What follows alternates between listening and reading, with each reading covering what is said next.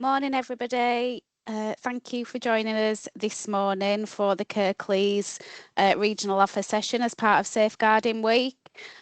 We are just going to start in a couple of minutes. We've still got some people joining, so we will make a start in just a couple more minutes.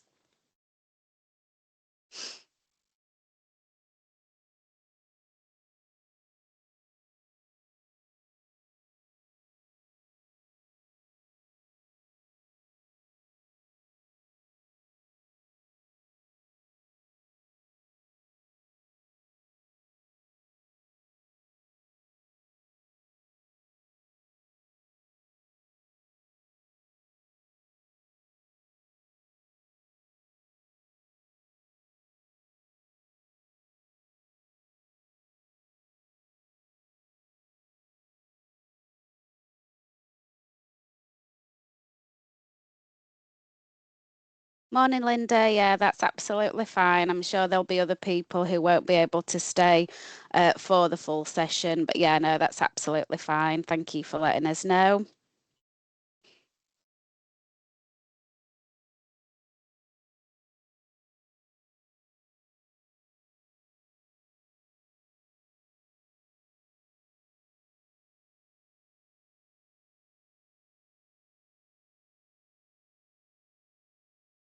We'll start at 9:35. So you've got a couple of minutes. If you've not got a drink with you, because it is going to be the warm day today, if you want to just make sure that you've got a drink, and that you have got some good ventilation in the room that you're in, as it is going to be a hot one today.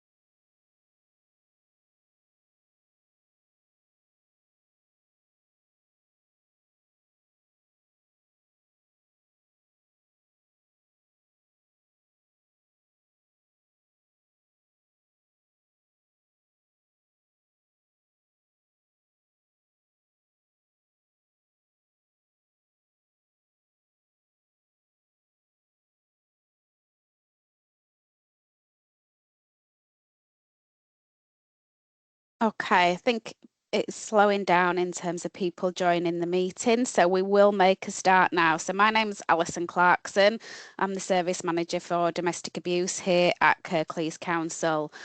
So thank you on behalf of the Kirklees Safeguarding Adults Board, the Kirklees Safeguarding Community Safety Partnership, and the Kirklees Safeguarding Children's Partnership for joining today's session. And taking the time to be part of the conversation. So I'm just going to run quickly through a few housekeeping points just to make sure that all the sessions run smoothly.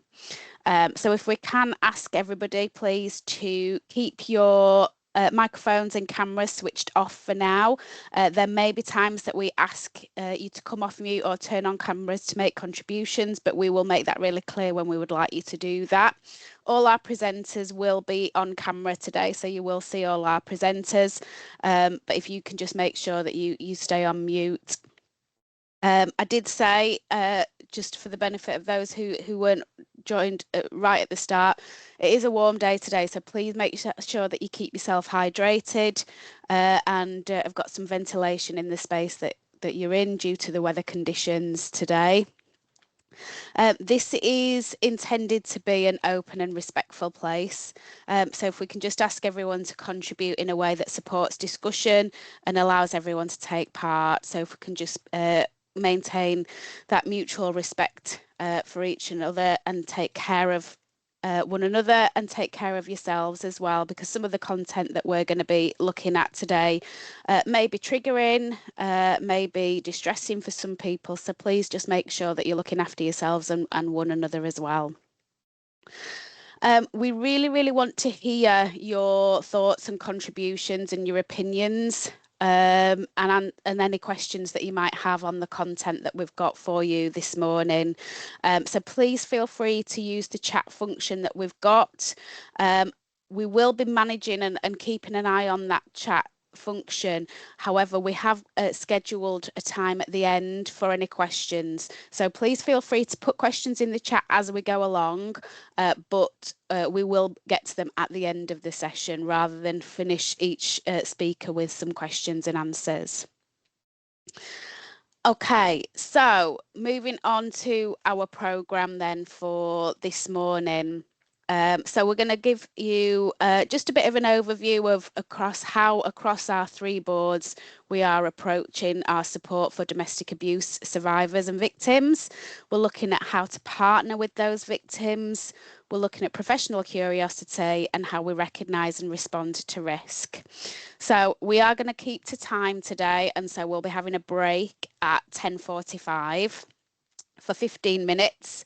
And then after the break, then we're going to be looking at some coercive control, looking at the CARA programme and how we increase perpetrator accountability, how we manage risk and enable change, and then how we increase accountability for perpetrators who are parents.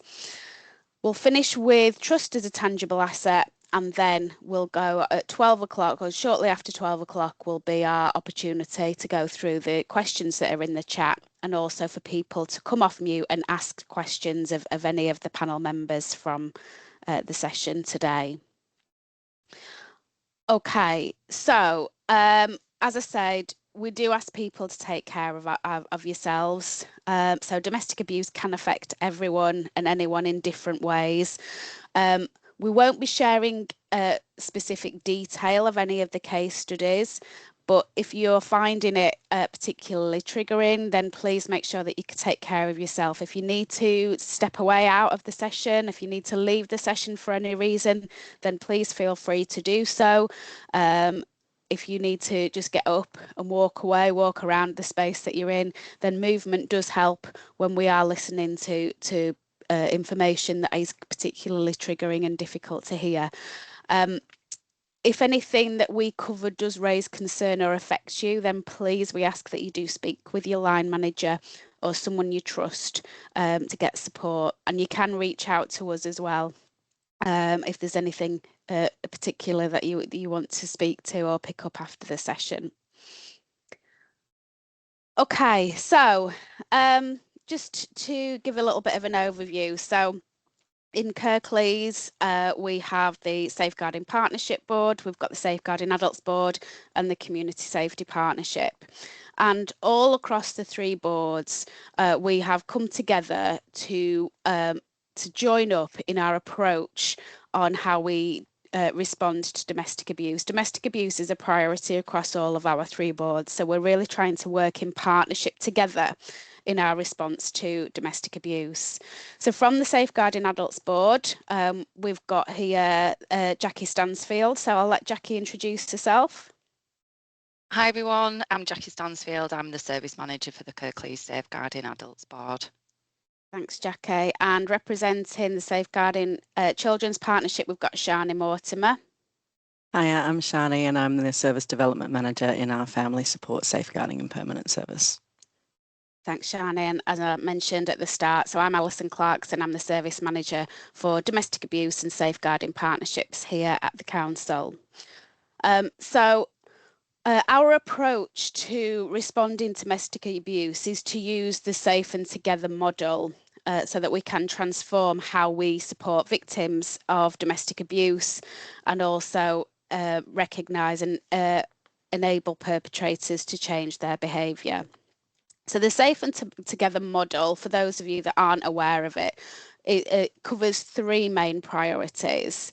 The first priority is around keeping victims, including children, safe in their homes and in their communities as well. So we want to be able to work with families who are affected by domestic abuse, but keeping the children with the non-offending parent where possible, and keeping victims safe within their own homes, not expecting or meaning that families have to move to different homes and different areas for safety. Second priority is around recognising victims as an ally and partnering with them to increase their safety and well-being. So really working with them, being person-centred and putting the victims at the heart of their own safety planning. And then finally, the third priority is around intervening safely with perpetrators to reduce that risk and harm to adult victims and children. So all of the work that we do around domestic abuse, whether that's around training for professionals, our commissioned services, how we respond through MARAC and other safeguarding partnerships, really puts these principles at the heart of all that we do. So by following the Safe and Together model, it means that practitioners can first of all examine patterns of behaviour rather than isolated incidents. So looking at what are the perpetrator's pattern, what are the things that might trigger certain behaviours, rather than looking at each incident as an isolated one-off, and being able to identify and understand the drivers and the patterns and the way that perpetrators behave. We also enable practitioners to recognise the impact of abusive actions on family well-being and family functioning. And we want to hold the perpetrator to high standards, framing behaviour as a choice. Perpetrators choose to cause harm, and so if we can understand and practitioners understand that it is a choice, we can also enable those perpetrators to stop causing harm and stop choosing to harm others, rather than placing the responsibility with the victim to keep themselves safe. It's about placing the accountability with the perpetrator. We then highlight that adult victims' strengths and protective efforts. We identify as professionals what that victim is doing to keep herself or themselves and any children or family members safe, and really highlight that and work with the victim to make sure that that is really celebrated. And then finally, the Safe and Together model is around documenting effectively and enabling multi-agency collaboration. So making sure that anything that's recorded and written down is non-victim blaming language, and that we're really looking at how we document what is a true, accurate reflection of what is happening, enabling multi-agencies really to recognise and respond to the risk. So from a community's perspective, so the community's service, which is governed by the Community Safety Partnership in Kirklees, we launched the Safe and Together model, recognising that traditional approaches to domestic abuse often place that disproportionate responsibility on victims, and often struggle to engage with perpetrators. So what we've done since back in 2021, which is when the domestic abuse team in Kirklees first were trained around Safe and Together, what we've done since 2021 is we've ensured that Safe and Together runs through our domestic abuse strategy and the key priorities within that strategy. So our strategy covers 5 different priorities. So the first priority is around that whole family approach, ensuring that where there are children and young people within the family, that they are responded to as victims in their own right, and that we work with that whole family, including perpetrators, to reduce the risk of domestic abuse taking place. The second priority is around that supporting perpetrators to engage and change their behaviour. As we mentioned, the Safe and Together model makes it really clear that perpetrators choose to cause harm, and so they can choose then to change their behaviour. So that's our second priority there. Our third priority is around supporting victims with protected characteristics and multiple needs. Then we've got priority 4, which is access to safe and stable accommodation. And priority 5 is around our multi-agency partnership arrangements.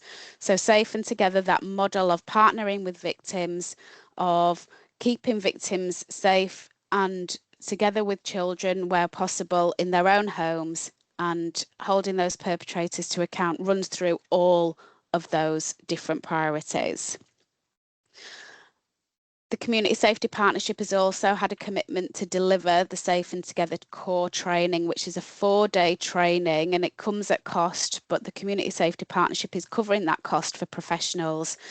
So delivering that training and embedding the model across all training programs so that we can develop and maintain a domestic abuse informed workforce. And to date, we've had over 250 staff from across the partnership trained since 2021. And we've also embedded that model with delivery partners such as Kirklees Domestic Abuse Specialist Services, who are our commissioned service, victim service for victims of domestic abuse. We've trained our MARAC chairs and MARAC representatives in the Safe and Together model. And so when we've done deep dives and case audits, we've seen a real shift in the language being used by professionals. So it is that non-victim blaming language. And we've seen evidence of supportive challenge from across the partnership where victim blaming language may have been recorded or shared as part of that meeting. And we've ensured that our approach is embedded within our domestic homicide reviews or domestic abuse related death reviews, so that any reviews commissioned by Kirklees are reflective of those values underpinning that Safe and Together model.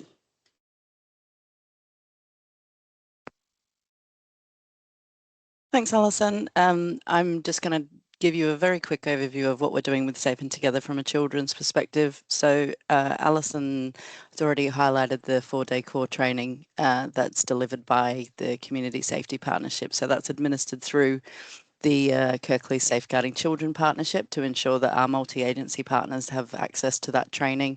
And we've had a lot of success in delivering that across a really broad range of partners.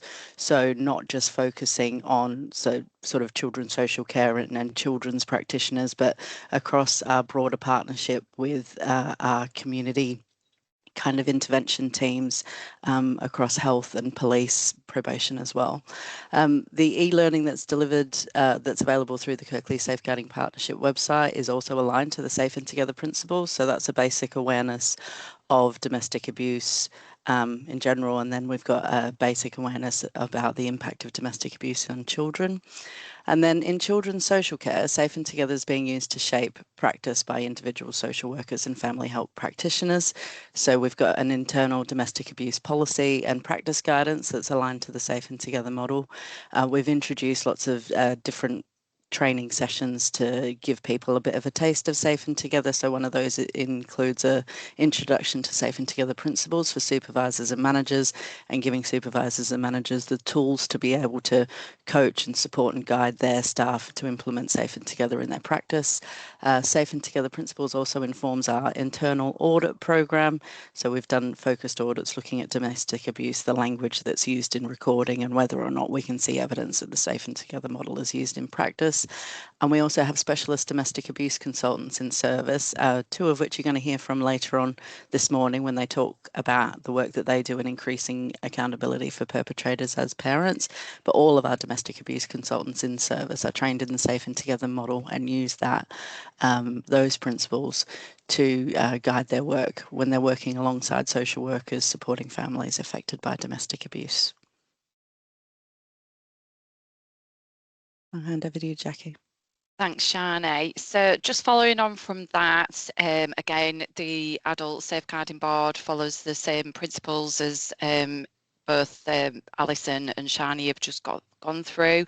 Obviously, in relation to the Care Act, if someone is suffering domestic abuse and they have care and support needs, you follow the Section 42 inquiry model, and we will share links of how to get onto the different consortium joint multi-agency procedures to follow. In addition to that, Ailish and Helen, the specialist domestic abuse consultants, populate, as well as I do, our TriEx platform. So again, on the contacts and practice resources locally, we have a lot of information that includes some films. There's some safeguarding adult reviews, the one that was carried out by West Sussex Safeguarding Adult Board in relation to Tom. Tom had mind, and he experienced significant domestic abuse and controlling and coercive behaviour by his then wife and paid carer, and both of them actually were the first people to receive a custodial sentence in relation to that. So there's a wealth of information on that site for you to have a look at, and as advised, we can share those links where you can get some further information. So like I said, it is the consistent approach. We will promote the multi-agency working. Unfortunately, this is an outcome of quite a lot of reviews, whether it's DHR, SAR or child practice reviews.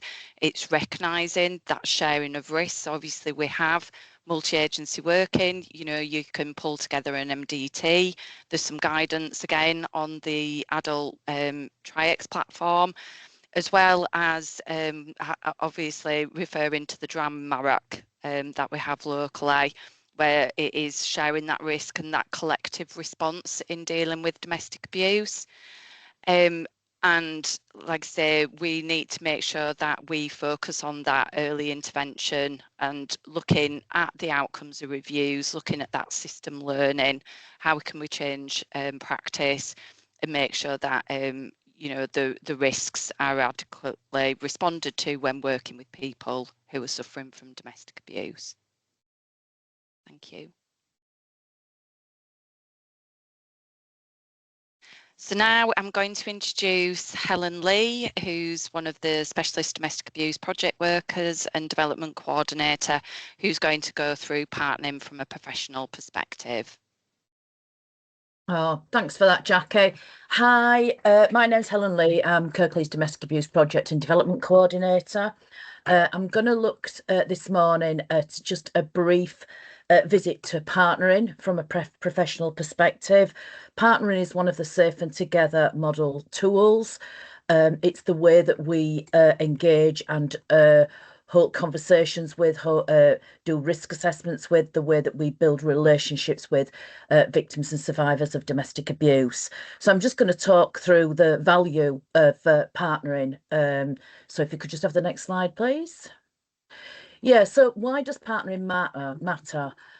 Well, partnering with adult survivors around there and if applicable, the children's safety and well-being is a central focus of domestic abuse informed practice.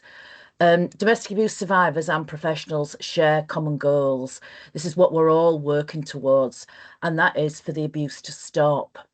And so when we work with a victim or survivor of domestic abuse, we're more likely to be successful in our role related to safety and well-being. And this is the fact is that the adult survivor is our natural ally. So if you just give me the next slide, I'll talk a little bit more about that. Thank you. So let's just have a look at what does effective partnering achieve. Effective partnership with an adult survivor builds the trust needed for them to share key information about risks, patterns of the harm that they might be experiencing.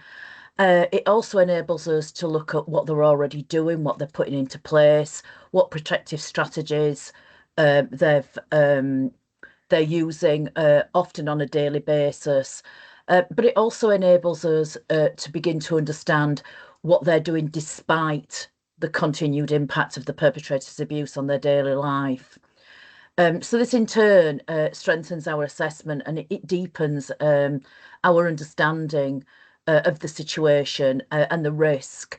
And actually, one of the main focuses that we need to look at is how coercive control is invisible. And we all talk, and we're going to be talking a little bit later on about how we evidence coercive control, but actually the victim is and the survivor is the ideal person to speak to. They're able to describe to us what that coercive control looks like, how it feels, but also it enables us to understand how it distorts risks, visibility. And this is in ways only the victim can fully describe. In order to be able to get to that point, though, we need to understand what effective partnering is. It also enables us to develop interventions and safety plans for the adult survivor, and if there are children involved, that are realistic, achievable, and measurable. I'm going to just talk a little bit more about that in a minute. So if I could have the next slide, please. Yeah, so effective partnering. So let's just have a look. One of the things it does is it restores control and dignity to the victim. What we know is perpetrators of abuse take away power and control.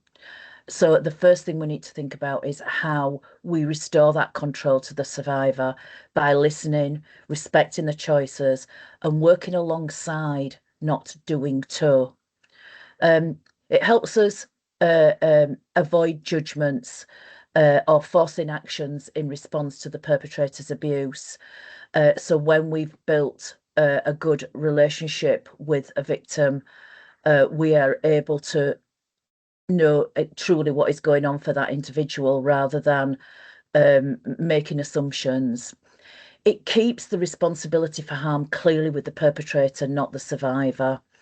And it clearly focuses on perpetrator responsibility, shows the harm is consistently understood as caused by the perpetrator, not the survivor. This is absolutely key, that validation. Safe and more supportive practice reduces judgment and blame, and it helps avoid responses that could actually increase the risk from the perpetrator. Next slide, please. Yeah, so partnering, it also improves safety and outcomes. Survivors understand the perpetrator's behaviour patterns and what escalates risk. We can make assumptions about that, but every situation is utterly unique. They know what helps keep them and the children safest from the perpetrator. A partnership leads to more realistic and effective safety planning in responses to the perpetrator's actions. So very often we may say something like, call the police. And then when somebody doesn't call the police, we don't understand why. But actually, when we realise the consequences of that individual calling the police, yes, maybe that's still a response, but it also enables us to put things in place in order to minimize the risk, because we know that the perpetrator isn't necessarily going to respond to the police. So when there are children, supporting the non-abusive parents strengthens safety, stability and well-being in context of the perpetrator's harm. So more accurate risk assessments, professionals gain better insight into the perpetrator's pattern, the escalation and the impact. And that ongoing relationship enables us to continue and measure how effective that is, and also adjust as we go along, because as we know, domestic abuse is dynamic. It can change on a minute-to-minute basis, the impact of that and the behaviours. And it also supports us with better safety outcomes. So safety planning is grounded in the victim's knowledge of the perpetrator's behaviour, and it makes it more realistic, and which then makes it more effective. Next one, please. So partnering also builds trust, engagement, and emotional safety. As we know, coercive control is at the centre of virtually all domestic abuse situations, and as again we've spoken, it is something that's not visible. And perpetrators maintain power and control by blaming the survivor. So when the survivor feels believed and validated, and if we tell the survivor it's not their fault, and it can reduce the shame, this helps them feel safer. It helps them build trust with us, and safer to talk to us about what's going on and open up, so we get a clearer picture and a more realistic picture of what's going on. And it can also reduce the amount of control the perpetrator has over the victim's thoughts and feelings. Isolation is something that is used in order to keep that victim from being able to hold conversations, being able to seek help and advice. And also they use psychological control. When we can actually break through those psychological controls, we can help to reduce the control that the perpetrator has. And most importantly, it can help build trust. Without trust, we can't have those key conversations. Survivors who feel engaged and trusted are more likely to stay connected. They're more likely to share updates about the perpetrator and accept help. That continued involvement is crucial for tracking and managing the ongoing shift in risk posed by the perpetrator. And I think that this is something else that we need to recognise. It's not just about them telling us what's happening, it's about victims being able to talk to us about how effective that intervention is, how the perpetrator's behaviour might be changing. And that enables us to evaluate how successful our interventions are, but it also helps us to change those interventions when they're not working, or to increase accountability and the work that we do with the perpetrator. Next, please. So partnering, it recognises strengths and parenting capacity. Survivors are often already managing risk and protecting their children if they've got children from the perpetrator. The Safe and Together model spends an awful lot of time at looking at what victims and survivors are already doing to keep themselves and the children safe. And partnering builds on these strengths and daily safety strategies. It moves away from a fail you protect narrative, and it keeps the focus on the perpetrator's behaviour. So rather than saying, why didn't you call the police, we're saying we understand that you couldn't call the police because you feared the consequences of what the perpetrator will do. That keeps the accountability with them.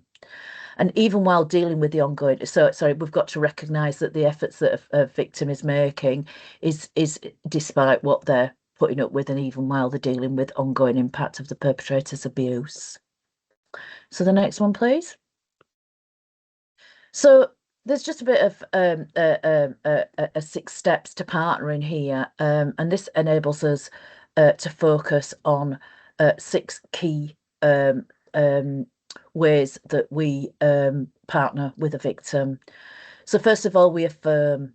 By affirming that the perpetrator's choices are the focus of the case plan. So rather than, I'm here to talk about the domestic abuse incident last night, I'm here to talk about how the perpetrator's choices to harm you have meant that we want to support you to be safer. Firmly putting the perpetrator's choices as the reason for being involved. We need to ask about the perpetrator's pattern of violent and controlling behaviour, its impact on the survivor, the child, and on what's happening in the home environment. Also assess.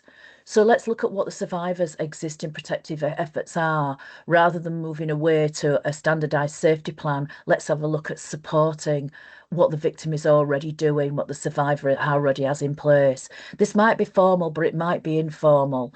And informal support and interventions are actually more realistic, the more achievable, and the more sustainable, focusing on putting efforts into supporting what's already doing is much more effective intervention. And validate the survivor's strengths and protective efforts, recognising how the perpetrator's behaviour has added to the challenges they face. And collaboratively plan. This is with the survivor, and that is based on their priorities around realistic options and things they have control over. So often we may put things in place, but actually what we know is that the perpetrator has the power and control. So we need to keep into the back of our, not into the back of our minds, the forefront of our minds, that the perpetrator's behaviour and how they can interfere with any efforts for the survivor to get support. And document. Key to the Safe and Together model, documentation. Document the survivor's strength. Safely record their plans and goals. I use the word safely here. When we're putting things down, we've got to remember who is going to read that. And often with case plans, it is shared with the person that's causing the harm. So instead of saying the victim has a support, a safety plan in place to go to her mum's when she feels at risk, we just write, there's a safety plan in place. Could I have the next slide, please? So just finally, I know that we talk an awful lot about how we engage with victims of domestic abuse, how we can struggle sometimes, or how survivors don't engage with us. It's really important that we recognise that we might struggle to engage with survivors, and that they may seem hesitant or defensive, dismissive, or and they also might express this distress through anger. It's really important that we understand that these reactions, including anger, hostility, or resistance, often reflects the trauma, past negative systems experience or ongoing coercive control, and real threat of serious harm or even death. What may appear as difficult behaviour is frequently a normal response to abnormal circumstances. Partnership should remain the default approach, not something offered only when the survivors behave in ways we find easy. So there's just a few things here for us to reflect on before I hand over to Vic Busby. So reflect on whether your reaction stems from the survivor's behaviour or from your own assumptions and biases. Consider how the perpetrator's patterns of behaviour and systems responses may be shaping the survivor's current presentation.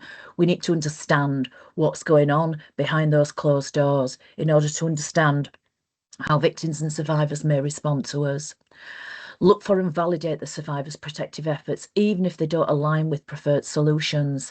It's about relationship building. It's about recognising that the victim, despite what's going on, is attempting to keep themselves safe or to manage the perpetrator's behaviour. Maintain a curious, non-judgmental stance about what may be driving seemingly challenging behaviours. This is where multi-agency work is critical. When we begin to understand what's surrounding an individual, we can begin to understand the challenges, and we can also then work towards making sure that the way that we approach that individual recognises what's going on, and the unique nature of their situation. And remember that resistance often comes from survivors' previous negative experiences with professionals. This might be who have blamed or judged them. Unfortunately, there is still a climate of victim blaming, and we need to be able to work through this. And what we've got to remember is that this is something that victims and survivors are acutely aware of. True partnering means maintaining a commitment to work collaborative with survivors, even and especially when it's challenging to do so. So thank you very much for that.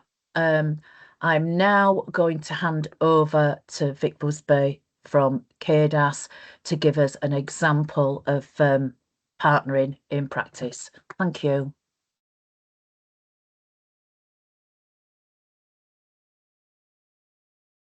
Thank you, Helen.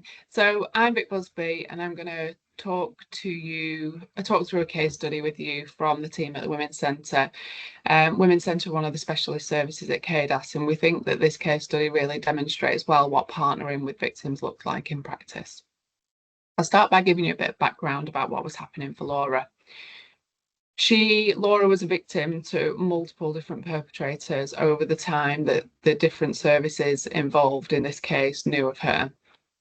She was repeatedly heard at Marac and Dram, and in the 6 months prior to us being able to partner with her, we'd had 6 referrals just into the domestic abuse service alone. There was a lot of ad hoc attendance at lots of different services. CGL were aware of her, Housing Solutions aware. She was accessing a homelessness prevention service through a drop-in at KBOB. And all of those different referrals and accessing different services hadn't really resulted in any successful engagement. And mostly they were all closed without support being taken up.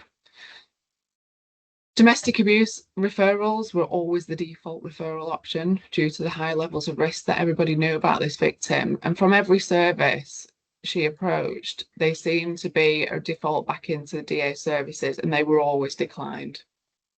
She was homeless. Her housing was very unstable, and she was very vulnerable in that respect.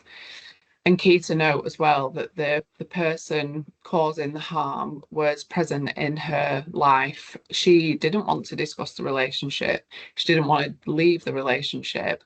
But what we did know was that the violence was escalating and her housing situation was remaining unchanged. There was also a history of substance use as well. Next slide, please. Thank you. So moving forward, what happened?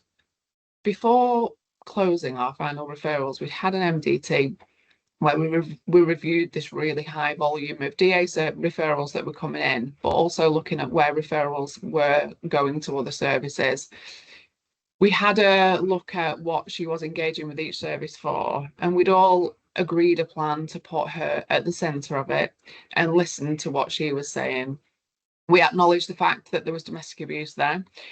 We also acknowledged the fact that she didn't want any domestic abuse support at that time. And we all said it out loud and agreed that what we needed to focus on was around the relationship, building that up, building a relationship of trust to enable us to do the safeguarding element of the work as well. We all agreed this shared response that whatever door she chose to walk through, whatever service she was trying to access, we'd all respond in the way that she needed, not in the way that the system expected us to respond based on the service that she was accessing. We all updated our systems and we explicitly outlined what her priorities from services were and what the plan was to get this safeguarding support to her. So, for example, we knew that she was walking through the door at Housing Solutions because they were aware of the high risk around her domestic abuse. That would always result into a referral into DA services, which we would close because she didn't want that. She didn't want to talk to us at all. We also learned that she had attended housing-related drop-ins about her homelessness and was diverted to Housing Solutions. So you can see how this cycle was just continuing for her. They hadn't been aware of the risks around this person, the drop-in, so they'd signposted and given advice, and they hadn't seen her again. So what we did was we changed the way that we were all responding to her, and we looked for any opportunity to maximise the opportunity to safeguard her. I think next slide, please, Lish.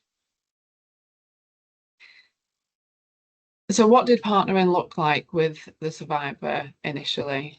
We all got really comfortable with the fact that we weren't going to talk about the domestic abuse with her, at least not until she was ready. We all wanted to focus on the relationship and be able to do some safeguarding work with her. We really had to acknowledge and get comfortable with the fact that none of us were going to talk about the DA unless she wanted to. And we are really going to focus on what she's asking for in that moment. We'd invited housing support services part of the MDT, and we agreed that because she was in this really vulnerable position around her housing, she was in temporary accommodation, that we had a plan to get a phone to her through that housing team, and because they had quite good engagement with her, and approach her in TA and talk about housing options. In those really successful contacts, because we were talking about what she needed around housing, they were able to signpost to services where she could get things like clothing and toiletries, and that resulted in Laura independently walking through the doors of the Women's Centre to obtain clothing. Now, when she went into that building, the staff there had read the system and saw that there was this plan and this approach, so they were very aware of the situation before they sat down and had any conversations with her. They didn't try to discuss the domestic abuse, and instead they encouraged her to return the next day for more supplies, and that's what continued. Every day she would come into the service and meet the staff and build up that relationship and trust, and every time we knew that that person causing harm, he was waiting outside the building for her. We just kept focusing on the trust, the relationship, the continued engagement, and as that continued engagement developed, we were able to, she started openly having conversations with us about the relationship. She started to share information, the good, the bad, the concerning, and the levels of violence that she was experiencing. And we were able to have those really focused conversations to help her understand and get to a place where she knew that this wasn't a her problem, this was a perpetrator problem, really get to understand those patterns of behaviour from him and us learn about them as well. Next slide, please. There were some really positive outcomes. Myself and Carla, we could talk about this case for a long time, and it is ongoing. There have been some really, critical points in the case and some really excellent small outcomes and big ones. So there's a huge amount of work that's happened between that initial situation and what that looks like now. And it's still very much a work in progress with her. Laura was allocated a point of contact on the Women Making Changes programme. So that was somebody that she could have that trusted relationship with within that building. She was able to talk freely about the positives of the relationships, but also the things that she was unhappy with as well. And as that trust developed, we were able to talk to her about our safeguarding duties to report as a third party, what that would look like. And we did all of this alongside her and really collaboratively. We were able to understand his patterns of behaviour in order to help safeguard Laura. And initially, Laura felt the reports were going to make things worse for her. But as time went on and she was engaging more with that service, she shifted and she wanted him to be accountable for his behaviour. We were able to really safety plan with her around the reports, around the talking to the police, about the breaches of orders and what the responses would be, so that she was included and she had some control of those situations as well.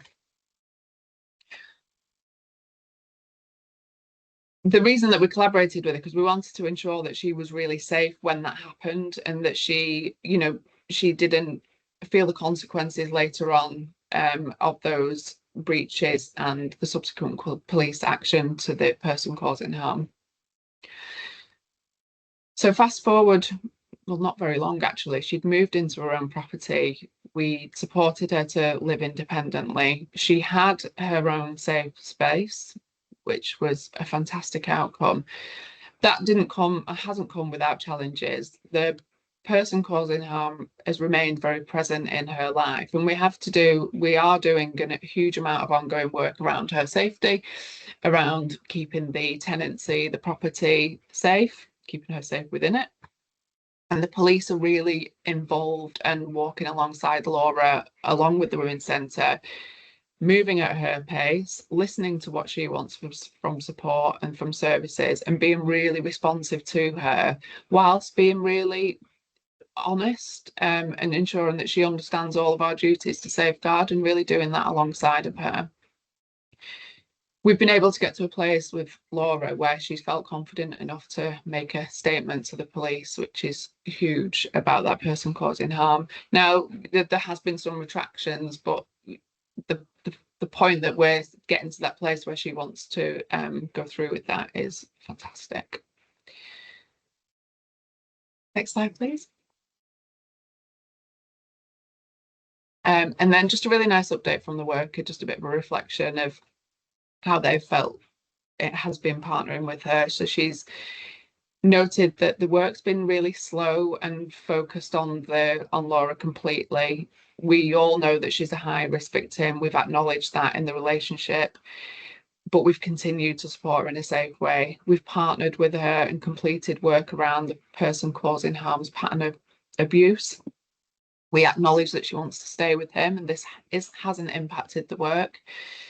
Historically, she'd had 6 referrals in 6 months due to the ongoing domestic abuse, and this approach has been really successful to be able to support her to access DA-specific support now.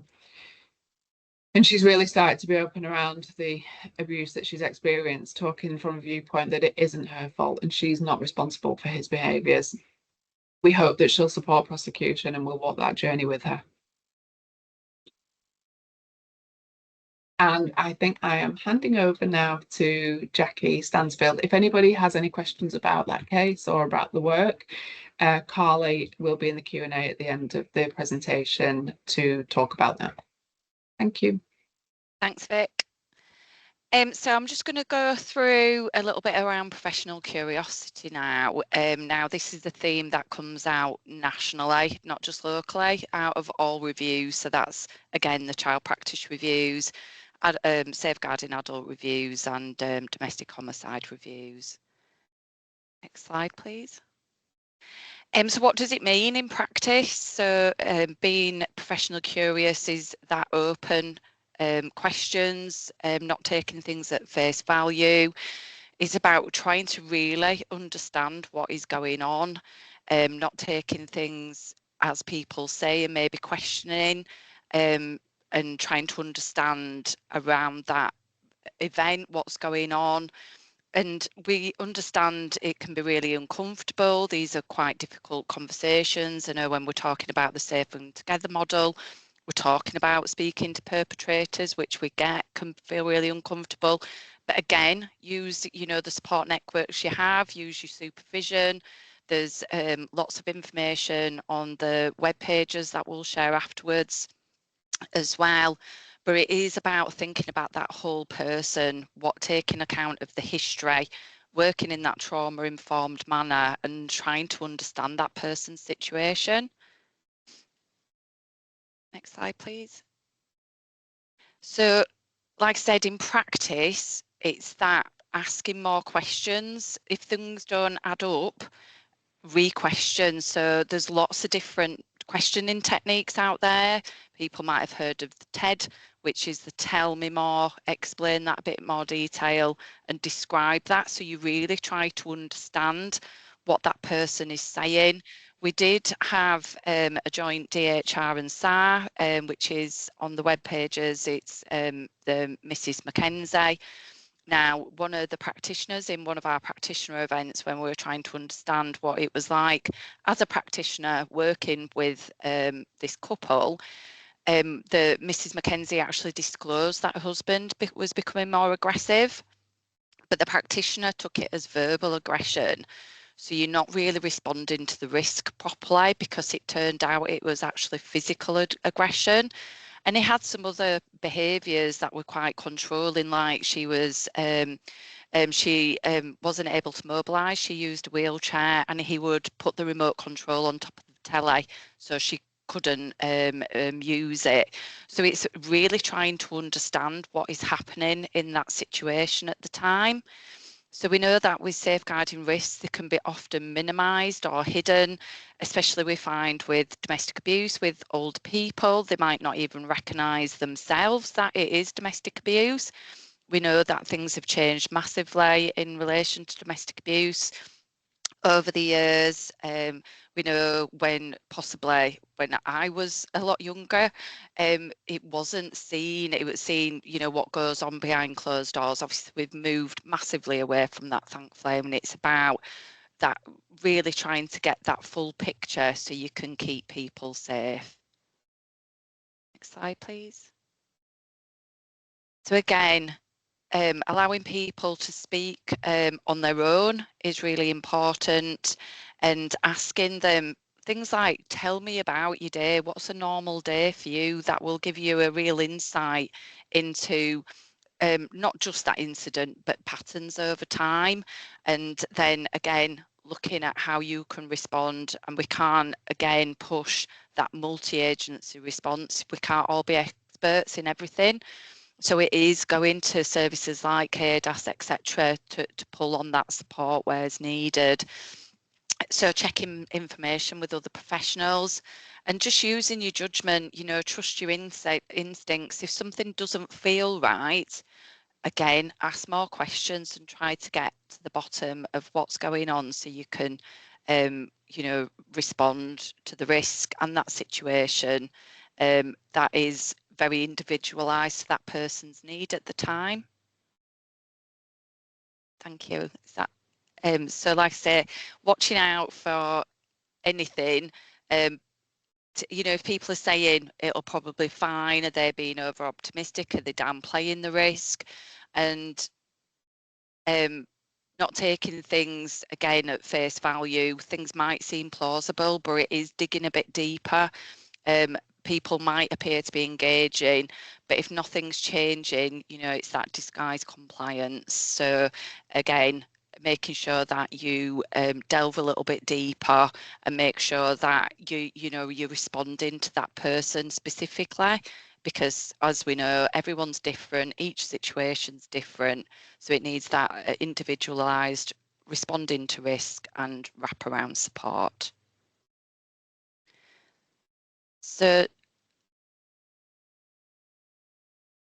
So now I'm going to hand over to Katie Dixon, who's going to run through the next presentation around recognising and responding to risk.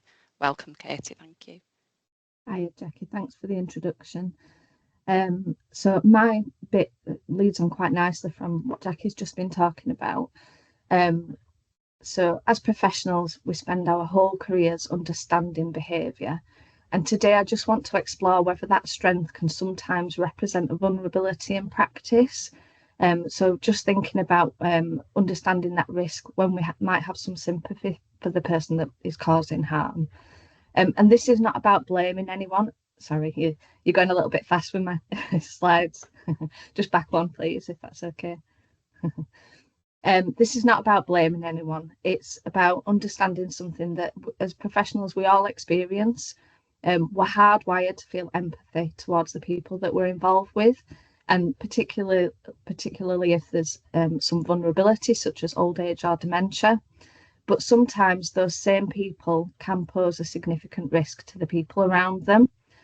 So as Jackie said, my name's Katie Dixon. I'm the clinical team lead of the Kirklees Admiral Nurse Service. And for those that don't know, Admiral nurses are dementia specialist nurses.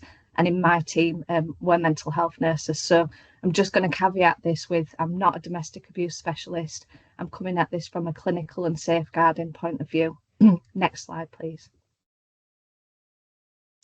So dementia practice starts with understanding. So we're constantly asking, what's driving this behaviour? What symptoms? What's personality?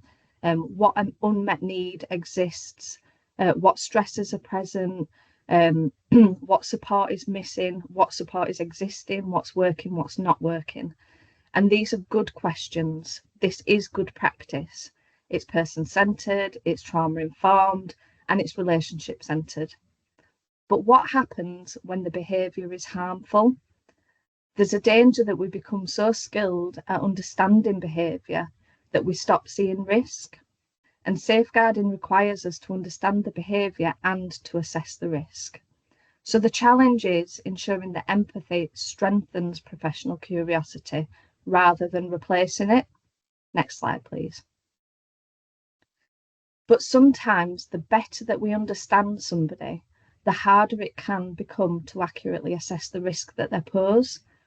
Not because understanding is wrong, but because understanding a person can change how we interpret the risk. Empathy can sometimes soften our judgment, and the more familiar we are with someone, this can distort our perception of danger, and caring roles can mask harmful dynamics. Next slide, please. So just want us to take a second to think and consider, what do these people have in common? So you've got a husband caring for his wife with advanced dementia, a son supporting a parent with dementia, an older man with cognitive impairment, a spouse experiencing carer breakdown, or an older victim of domestic abuse. Every one of these people could be vulnerable, but equally, every one of them could also be capable of causing real harm. Next slide, please. So I want to introduce you to Barbara and George, and this is a real case. It comes from a domestic homicide review in Wales, I believe, and I will pop a link to the learning in the chat. But Barbara and George, just consider what assumptions you make around them when we look at the facts. So they've been married for 53 years, and they're both in their 70s, and they both have health issues. They've recently moved closer to the family to access the support, and in actual fact, they're living next door to the daughter. So as we've said, Barbara and George were both living with a degree of physical frailty and health conditions. And George in particular was struggling with his own health and with supporting Barbara. And there was evidence that there were concerns that Barbara may have an undiagnosed dementia, and the family were pursuing a diagnosis. However, it can take a long time for a diagnosis of dementia to be given, so they were not able to access support around this. So what story did you form around this scenario? Most people imagine stability, a loving relationship, a couple that are safe and well supported. Because our brains use shortcuts, we often associate older age with lower risk, long marriage with stable relationship, family support as being protective, and vulnerability as reducing danger in some way. And some of these assumptions may be true and some may not. Next slide, please. So the reality is that Barbara died on Christmas Day in 2019, and George killed her. He immediately went back to his daughters and reported the incident, and he was convicted of manslaughter. Evidence was produced at the trial that revealed that he was subjected to years of controlling and at times violent behaviour from Barbara. And in fact, 2 months prior to her death, during a hospital admission, it was revealed that there had been an incident where George woke in the night to Barbara holding a knife to his chest. And this wasn't an isolated incident. There'd been another incident where Barbara had been seeking out a petrol can and threatening to set fire to the house. So what stopped us seeing this potential risk? What assumptions did we make that may have hidden this risk? Some of the biases that can hide risk in older couples include the caring bias, he's devoted, the vulnerability bias, oh, he's really struggling, the dementia bias, it's the illness, the couple bias, oh, they've always been like this, and the longevity bias, well, they've been married years, so they must be happy. It was recognised in this particular case that the perpetrator of the homicide had not identified himself as being a victim of domestic abuse. Therefore, no risk assessment was ever conducted around the escalating domestic abuse situation that he was in. If he had been asked directly, he may well have said he was not a victim of domestic abuse. In fact, it was only when the couple moved to be nearer their daughter that George told her what his marriage was like, and he was describing his wife at that time as evil. So general questions such as do you feel safe at home may lead to more valuable information and could have allowed the professionals to understand the risks better. And I'm not saying that this tragedy should or could have been predicted or prevented, but I am saying that there were signs in the months leading up to this that things were not good at home and there was a presence of escalating risk. Next slide, please. We often have empathy for the person causing harm. So some examples, the family carer, the older spouse, the person with dementia or mental illness or addiction issues, and people with physical illnesses and disabilities. Empathy is appropriate and it's necessary in our professional roles. But the question becomes, does our empathy ever reduce our curiosity about risk and subsequent risk management? Next slide, please. Because we must be able to hold multiple truths simultaneously. Someone can be vulnerable, but they can also pose a significant risk, and they can inflict real harm. The presence of vulnerability does not remove the presence of risk. So think about an exhausted husband caring for his wife. Professionals describe him as devoted, struggling and burnt out. He locks doors, controls finances, shouts at his wife and prevents any outside involvement. At what point do we stop describing carer stress and start describing abuse? Or thinking about a person living with dementia presenting with increasing aggression and the family are frightened. Do we ever minimise risk because we focus entirely on the diagnosis? So just touching on the Mrs. Mackenzie case, the reported increase in aggression was accepted as part and parcel of dementia, and therefore opportunities for further exploration and risk assessment were missed. Next slide, please. I won't go into this in too much detail, just for time reasons, but this is the statutory definition of domestic abuse from the Domestic Abuse Act 2021. And just picking a few bits out there, domestic abuse is between two people who are personally connected. So this could be a husband and wife, but equally it could be a mother and son, it could be a father and daughter, it could be siblings, or it could be grandmother and grandson, for example. And it doesn't mention anything here about intent.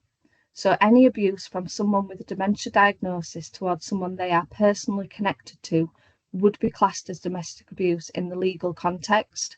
So therefore, our response to victims who are experiencing domestic abuse perpetrated by someone with dementia can be similar to any other victim, although there are some additional factors and complexities to consider in terms of our approach. Next slide, please. So just some numbers for you. Now this is quite old, it's from about 2016, but it is the most recent and up to date, and it comes from the Safe Lives report. But just for a second, before 2020, the Office for National Statistics only asked people under the age of 75 about their experience of domestic abuse. So we don't really have a good understanding of the prevalence of domestic abuse in the older age category. But from the first data set, it was showing that at least 1 in 30 people aged between 60 and 74 were experiencing domestic abuse. And so just some of the key stats here. Your older victims are much more likely to experience abuse from an adult family member, and this is more likely to be a current intimate partner.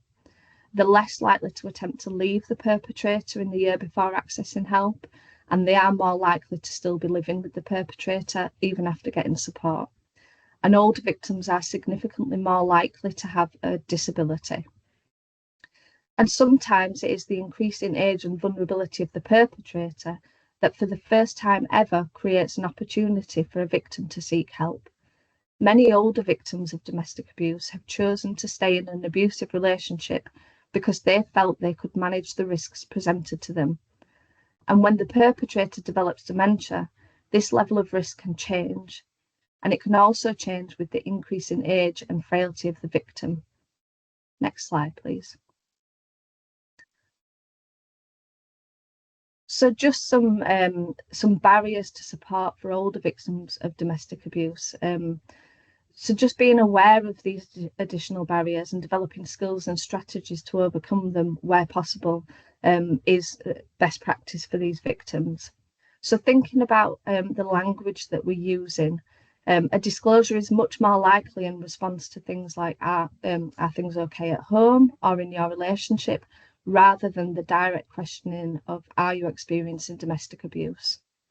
As practitioners, don't be overly influenced by the age or the ill health of the perpetrator, and just thinking your contact with that older person may possibly be the only opportunity for them to be identified or to self-identify as being subjected to domestic abuse and to be provided with information about available support.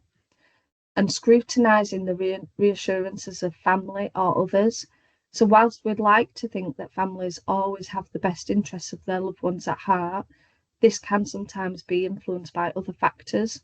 So I have heard it said, she should have left him years ago, it's too late now, he's got dementia. And when domestic abuse has been a long-standing feature of a relationship, adult children may also have been victims with no means to remove themselves and no choice and control. And this can influence how they perceive the situation as it is today. Next slide, please. So how do we respond to domestic abuse where the perpetrator has dementia? And this is looking at it from the victim side of things. And I won't go through all this, but I believe you'll get the slides. So again, just language is so important. So it would still be appropriate to use language such as victim, perpetrator and abuse professionally, but it might not be something that the victim relates to. And there's an organisation called Dower's Choice who specialise in supporting older victims of domestic abuse, and they recommend simply using names and the term harmful behaviour when speaking with these victims. And just with the dash, consider how to ask the questions in an appropriate way. So again, just using names rather than perpetrator. And police, if professionals feel that the perpetrator does not understand the abuse, this should not mean that police are not informed. So police may not be able to take further action, but this is a police decision, and they can implement appropriate support and flag records. And if the person does want to stay, does not want to stay, there might be unmet care needs for the perpetrator, and these may need to be immediately considered. So considering the additional barriers for potentially leaving the relationship. And just thinking who else might be affected. so other professionals, other family members, or are there any grandchildren, for example? Next slide, please. And just the same scenario, but looking at it from the perpetrator response side of things. So professionals should remember that although the abuse may not be intentional, it could still result in serious harm or even death. And so for the perpetrator with dementia, we need to be considering if mental health services are or need to be involved, and we might need to consider their consent to make referrals. And then we'd need to be considering capacity around decision making. So considering capacity to make a decision to remain at home. And if they're deemed to lack capacity, we might need to be considering best interest decisions. And just children, again, it might be appropriate to speak with the children's parents. For example, if the person with dementia is a grandparent, or even children's social care, depending on the contact and risks. And just on risks, we need to be supporting victims to remove things that could be used as weapons. So obviously the obvious ones, knives and things like that, but also the less obvious things. So many a time I've seen walking sticks used as a weapon. So even if the victim does choose to stay, there still might be unmet care needs for the perpetrator that we might need to make onward referrals for. So just thinking that the older victim of a perpetrator living with dementia may want to continue that caring role, but may not feel safe or comfortable to deliver intimate personal care because this puts them in close proximity, and this has become a trigger for physical aggression. Next slide, please. So I'm just going to introduce you to Sue, Lexi and Barry. So this is a real case from my practice some time ago in a different area. The names have been changed. So Sue was caring for her dad, Barry, who had mixed dementia, and they lived on the same street. Barry needed support with eating, drinking, medications and personal cares, and he had a care package. But the bedtime call was too early for Barry. So what was happening is that the carers would come on an evening to get him ready for bed. And if they put him to bed at that time, he'd sleep for a few hours and then he'd be up in the early hours. So the family would go over on an evening after the last care call at a more reasonable time for Barry and support him to get into bed. But Sue was also a single mum to Lexi, and Lexi was nearly 16 years old. Sue was working in a local care home, and sometimes she had to work the evening shift, and this meant she'd be getting home from work too late to help Barry to bed. So at these times, Lexi would go and support her granddad, and Lexi was more than happy to do this as she was very close with her grandparents, who had been really involved in her upbringing. Now, Barry often mistook Lexi for his late wife Gladys, and the family actually showed me some photographs, and it was true that Lexi had a striking resemblance to Gladys in her younger days. As Barry's dementia progressed, his behaviour became disinhibited, and he started to make unwanted comments to Lexi, and at times he would try to initiate intimate relations with her. And he'd become frustrated when Lexi declined, and he made really awful, hurtful comments to Lexi. It was widely understood that Barry's dementia was likely driving this behaviour, possibly due to disease progression in the front lobe of the brain, and these behaviours were certainly not in keeping with his character. And it was certainly true that Barry would not have intended to cause Lexi any distress or harm. But it was also true that the situation was causing Lexi considerable emotional harm, and there was also an increasing possibility that the situation could result in a catastrophic event for both of them. Understanding the factors driving the behaviour or the lack of intent to cause harm does not remove safeguarding responsibility. And as professionals, we have the responsibility to have difficult conversations, to inform families of risks and potential for harm, and to support and empower them to put measures in place to mitigate risk. Ultimately, it was decided that it was no longer safe for Lexi to spend time alone with Barry, and Barry had to move into a care home to live out his final months. Barry settled in well in the care home. He enjoyed the company and spent his days chatting with other residents. And Lexi visited every Friday evening with Sue and took him fish and chips. And they reminisced about their summers together in Wales with Gladys. And that's all from me today. And I believe that leads us into a short break of 15 minutes. Is that right? Thanks, Katie. Yeah, we're going to have a break until 11 o'clock. So if we can ask people to be back then, but please do take the opportunity to go get a drink, stretch your legs, get away from the screen, and maybe pop out and enjoy the sunshine for a bit. Thank you.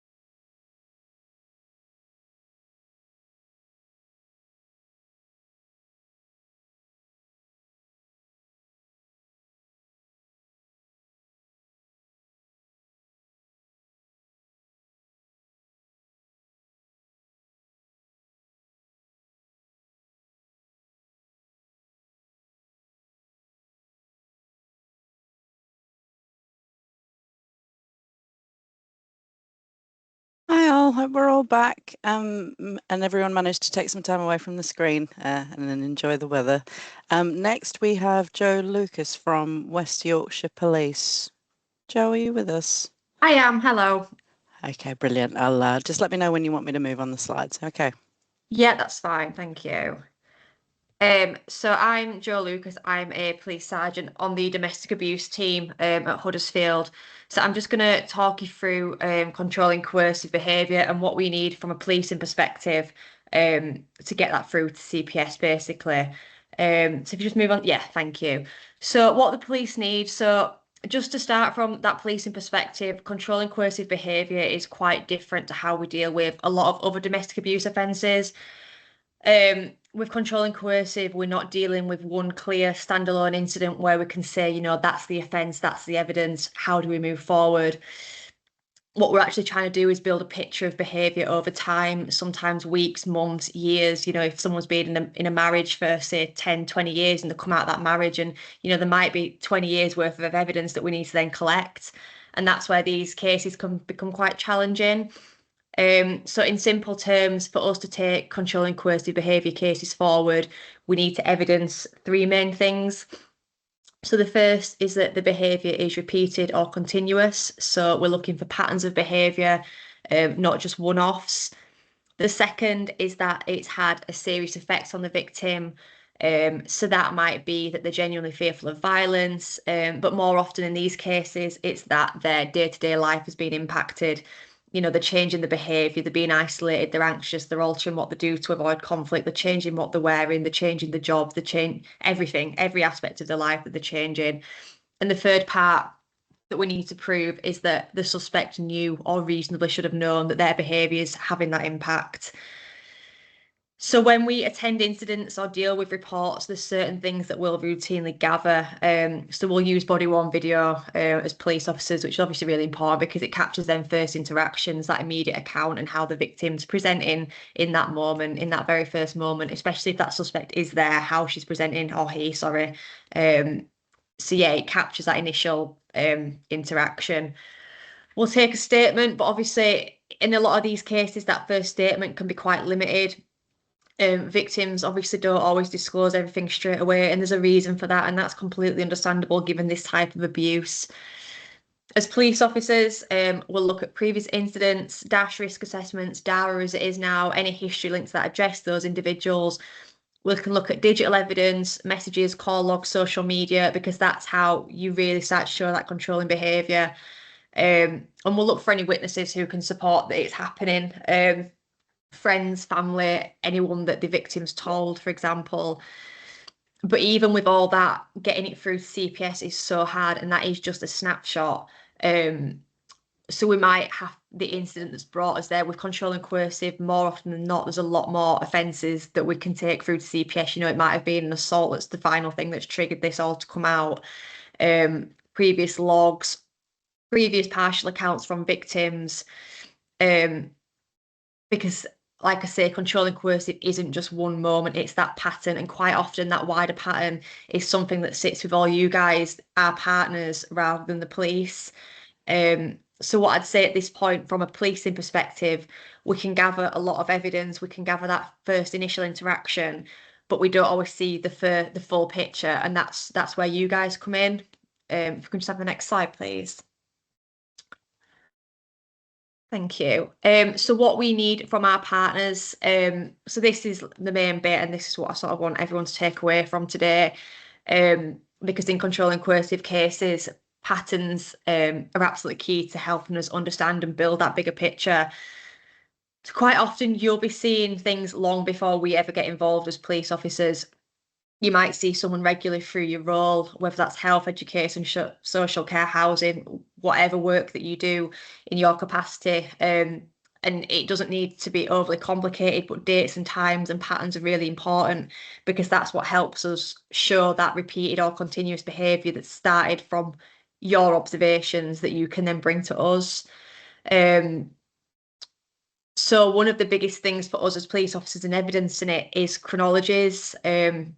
Just having a record of contacts, concerns, changes over time. I keep saying it's just what you know, it can obviously be she or he, but have they previously come to appointments? They've stopped coming to appointments. Are they coming to appointments with the other half? Are they withdrawn? Is the other half answering questions?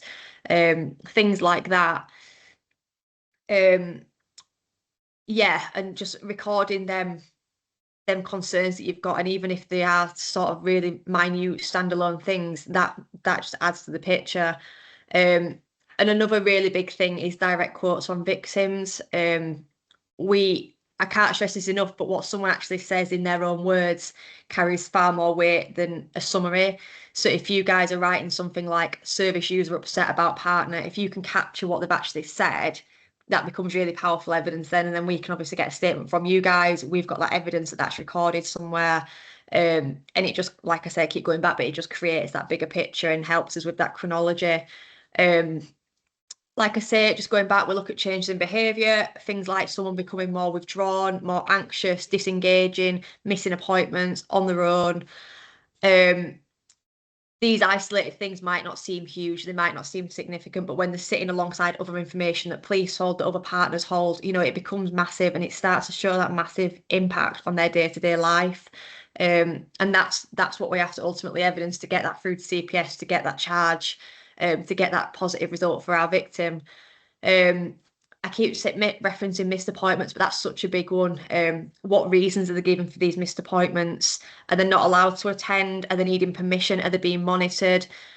That again starts the points of control. And, you know, everyone, you have a missed appointment now and then, but if there's a pattern, you know, don't just think in your head, oh, I wonder, make a record of it, because you never know. And your professional observations are obviously really important. Them simple things, who's speaking in that conversation? Is that victim getting a chance to speak for themselves? Do they look at the partner before answering? Do they seem nervous about what they say? Are they pausing? Are they stuttering? Them observations can be really, really telling. And I think the key message from this is that no single piece of evidence is ever going to prove controlling coercive behaviour on its own. And that's why when we do go to CPS, more often than not, we have got other charges, we have got assaults, we have got threats to kill, you know, we've got an array of other offences usually, and it is incredibly hard to prove that controlling coercive aspect. So what might feel minor to you, it could just be that missing jigsaw piece that fits that puzzle, and that's what we really need from all as partners across the board, improving that offence. Can I have the next slide, please? Oh, sorry, I were a bit early then. Sorry, just go back. Thank you. So just from CPS, so once what we can gather from a policing perspective from you guys, the next thing is obviously taking it to CPS and thinking about what they need to do to charge them offences. And like I say, controlling coercive can fall down if we don't have that evidence. And as a domestic abuse sergeant, I see it fall down a lot because it is so hard to prove, and it's not because no one's got the evidence, but it's just that bar is so high to prove. They're not looking at a single incident, they're looking at the huge picture, the overall picture, and we've got to ask, can this be proved to a criminal standard? So it's that pattern of behaviour, the timeline, and if we can't show that it's continuous behaviour, if we can't show it's repeated behaviour, it is very difficult to move forward. And they also need the clear evidence of the impact on the victim. So not just the things that have happened, but what effect has this had on the victim? Are they fearful? Have they changed how they live? Are they more isolated? Are they changing how they're dressing? Are they withdrawn from their friends and family? Has the diet changed? It could honestly be anything. Are they distressed? Cases that rely solely on a victim's account are much more challenging, particularly where victims may disengage or struggle to fully articulate what's happening. So when we do have information from partners, whether that's your records, observations, disclosures, that just becomes really powerful, because it independently supports what that victim's saying, and more often than not, the police just don't have that, where you guys might or probably will do. So if we're looking for the evidence that the suspect knew or ought to have known, it's showing through the patterns, the behaviour, the repeated action, the escalation. So the takeaway from a CPS perspective is that the stronger and more detailed the overall picture is, the timeline, the impact, the supporting information, the more likely it is that they can support and progress that case. Because partners, you guys help us build that depth we've got the incident, we want to prove it, but you guys give that further information that we need to get it across that line. Next slide, please. Thank you. So bringing it all together, you guys make the biggest difference in these cases. Everything that we've talked about, from what the CPS need to what the police gather, it all comes back to sort of what gets recognised, what gets recorded and what gets shared. So we need to recognise it. It's about being aware what you're seeing might not be an isolated concern. It could be part of a pattern of control, things like isolation, being withdrawn, signs of fear. Individually, it might not sort of register in our brain and your guys' brain, you know, this is part of a bigger picture. But if you start to make them observations, then get it down, get it recorded. Because this is where small changes in practice can make a massive difference to an investigation later down the line. It's about capturing what's actually said, using their own words, like I say, recording dates, recording context, noting them changes over time, and including your professional observations. What are you seeing in that interaction? Who's in control? Does something feel off? Just trust your gut, I suppose. Because what might feel like a minor entry in your system today could become really, really significant further down the line. And then reporting and sharing that information with us guys, even if we've got nothing to go on, we can put it on an intel, we can put it on our system, and just not waiting for things to escalate, but sharing concerns through the appropriate safeguarding routes so that information can be brought together and shared. Because realistically, there's not going to be one single agency that's ever going to have the full picture of a controlling coercive incident that we can prove. But when we combine what we have, when we can evidence that pattern and meet that threshold and actually protect the people, then that's how we get it across, and that's how we get a CPS charge for it, and get it to court. So just what I'll leave you with, just to take away, really, really important, the detail that you record today, tomorrow in your day-to-day work could be that single final piece of evidence that just gets us past that threshold CPS, to prove control and coercive, and just to safeguard someone properly. I think the moral of the story is just working together and sharing that information. I hope it's been useful. I keep seeing the chat pinging, but I don't have the chat up, but I will answer any questions or anything like that at the end. Thank you all for listening. I do hope it's been useful in some way. And I'm going to pass you on to, I think it's Sophie Turner and Ruby Khan for increasing perpetrator accountability.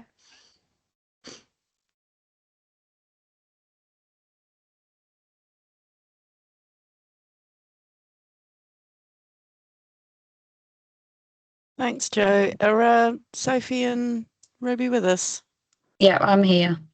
Okay, lovely. I'll hand over to you. Thank you. Hi, so I'm Ruby. I'm the Cara Service Delivery Assistant. I'm here with Sophie as well, the Cara Manager. So we're going to talk a little bit about Cara PT and what we do. Next slide, please. Thank you. Yeah, you can just skip past this one as well. Thank you. So what is CARA? So CARA stands for Cautions or Cautioning and Relationship Abuse. So CARA is for standard risk first-time offenders of domestic abuse, and they're often subject to conditional cautions or outcome 22 for other levels of domestic abuse.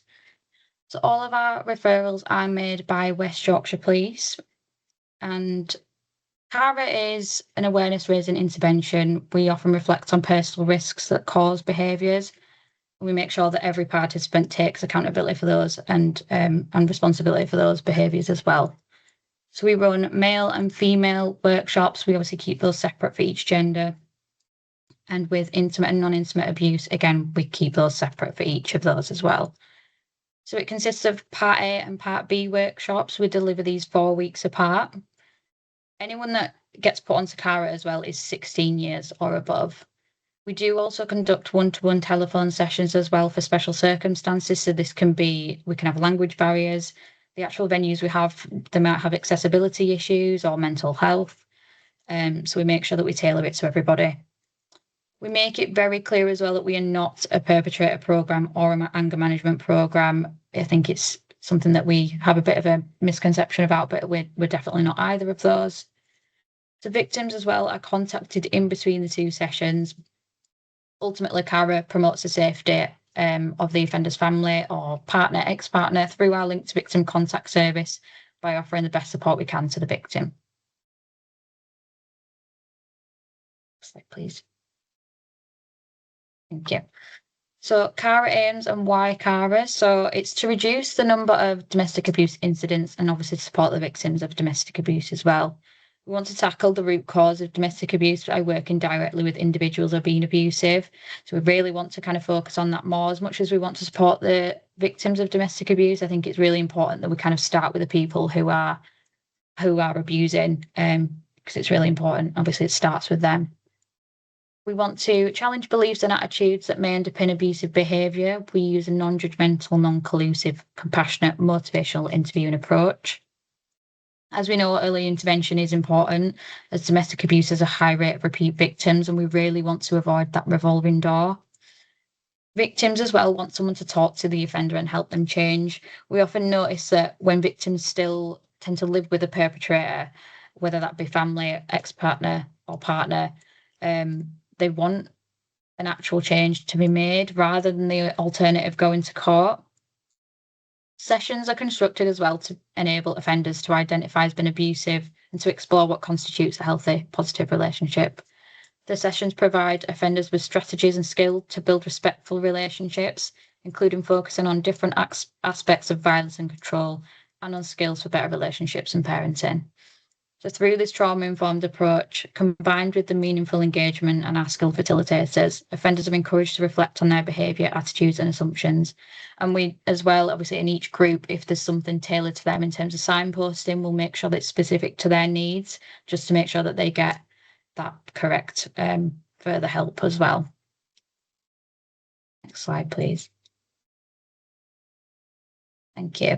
So just going on to numbers here, obviously our overall statistics. So these numbers are from when we started CARA in November 2020 and are up to date as of May 2026. So the offenders referrals in total, we've had 2,682 and we have 351 pairs of completed workshops. So that's both part A and B.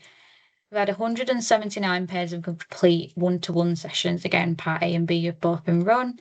1,844 numbers of offenders that have successfully completed a pair of workshops or one-to-one telephone sessions. Thank you. So just looking at what we've learned now, just starting with positive feedback from both offenders and victims, which will actually go on to some examples on the next couple of slides. But just on this, it's really lovely to read the feedback that we get. We do get this on a weekly basis as well. Just kind of seeing the work that we do is truly making that meaningful difference to people's lives. It's really nice to see. Transformation between part A and part B. So on the part A's, we often see a lot of resistance. We tend to get people coming in saying it shouldn't be me here, it should be them. We often roll with that throughout the day, and obviously then throughout the day we get a lot of people having a bit of a light bulb moment. We really see the change in in kind of what we give to them, and like I say again, that light bulb moment, and what we do is make sure that the gap in between, so we have about 4 weeks, like I say, between part A and part B. We just have that so they have that time to reflect on the behaviour and obviously act on it as well to truly kind of make that difference in their lives. Next is police believe in CARA and are really seeing the benefits of this. So they truly can see the benefits of the programme. They do continue to support and refer into it, which kind of leads on to the next one. So we have a high number of referrals in West Yorkshire when compared to other areas. This is obviously showing the demand and again the confidence that West Yorkshire Police have in our approach. Lastly, and I think most importantly as well, that we are seeing a reduction in reoffending, which is ultimately what we're trying to achieve, and again kind of reinforces that value of early intervention. So when we look at all these areas together, the overall picture that CARA is trying to paint is that we're not only delivering positive outcomes, but we're also building the confidence among our partners and contributing to reductions in reoffending. Thank you. So yeah, just looking at the feedback from offenders, so I will just go through these. I feel I can change certain behaviours for the better, sit back and think before acting, listening and communicating. Friendly and non-judgmental, very informative. The staff do a great job at helping to accept and understand reasons and situations about yourself and others. Very helpful and eye-opening. I now recognise my triggers and I know how to react to diffuse the situation. My anger management has improved greatly as now I don't engage in situations that have a potential to escalate. I have downloaded a CBT application to my phone, and with the training I received in the first session, I have already started changing my behaviour. The workshops were excellent, and I feel a lot of issues were covered to deal with my situation. I've really enjoyed the 2 sessions, and I take away a lot of coping techniques and personal awareness. Thank you. So he said the workshop discussed what is domestic violence, why it happens, and he was interested in the things that they discussed. He found the workshop useful, meeting other men and speaking to them. He seems a lot calmer and he tries to talk about more how he's feeling, whereas before he would keep it all to himself. Just picking at this bit here, obviously we have a large majority of men that do attend the workshops, but the men that do attend often don't, or have never been in a group setting, never had to be in a group setting before. And they often come away feeling a lot lighter from the experience because they can really open up to each other, and it really does become a safe space for men, which I think is really important as well. Just going to the next one is it has been extremely positive for her, so helpful. We have no idea how positive it was going to be. She found the group setting very helpful. It's been transformative for her. Things have radically changed between us, been a wake-up call for us both. We are connecting in much more effective ways, much more communicative and not using negative connotations in things we discuss. She's recognizing her trigger points and calming down before things get out of hand using timeouts. So that is us at Cara. I'll now be passing to Sam. Thank you. Thanks, Ruby. Morning, everybody. My name's Sam Rose. I'm Deputy Head in Kirklees Probation. I'm going to talk to you this morning about how we manage risk and enable change. Across my career, it's fair to say that I've either managed or I've had management oversight of some individuals that have posed the most significant and highest risk of serious harm. And one of the questions that I'm often asked is, do people actually change? Can people change? And today I'm going to talk about how sometimes they do, but importantly, what we do when they don't. So next slide, please. And again, I think. Okay. Yeah, so I'm going to talk about 2 ways in which we manage risk. So where we build somebody's internal ability to manage their own behaviour, and how when that doesn't happen, where we actively control and disrupt risk to protect the victim and the wider public. So the first approach I'm going to talk to you about is a case study called Dave. On the next slide, please. So Dave is a high risk, or he was a high risk domestic abuse offender. He was on probation to us for non-fatal strangulation. Alcohol was a key factor. His violence massively escalated when he was drinking. His wife was quite vulnerable. He'd managed to socially isolate her. She'd got limited support. And typically what we found is that she was minimising harm and impact on her and the children. So he was being managed in the community. He was on a suspended sentence order, which really limits our ability to fully control risk. The safeguarding context was really of high concern because, as I've mentioned, Dave's wife was really vulnerable. We suspected that the children had been exposed to much more harm. One of the boys, he would frequently hit mom, and is quite aggressive towards her and his sisters, and we just presumed that was learned behaviour. Dave were quite manipulative around professionals. His compliance with us was absolutely beautiful. He completed his order, he turned up for appointments, he did everything that we asked him to do, and he fully engaged with children's social care. He'd been on probation before for lots of different offences, including domestic abuse, so we kind of knew how it all worked. Next slide, please. And again, please, sorry, I'm ahead of myself. Okay. So what changed with Dave really was the approach. We have a team of staff in court who make recommendations to the judiciary, and they do that having interviewed that offender first and doing a full case review, and then they will propose what they think is the most suitable punishment for that individual.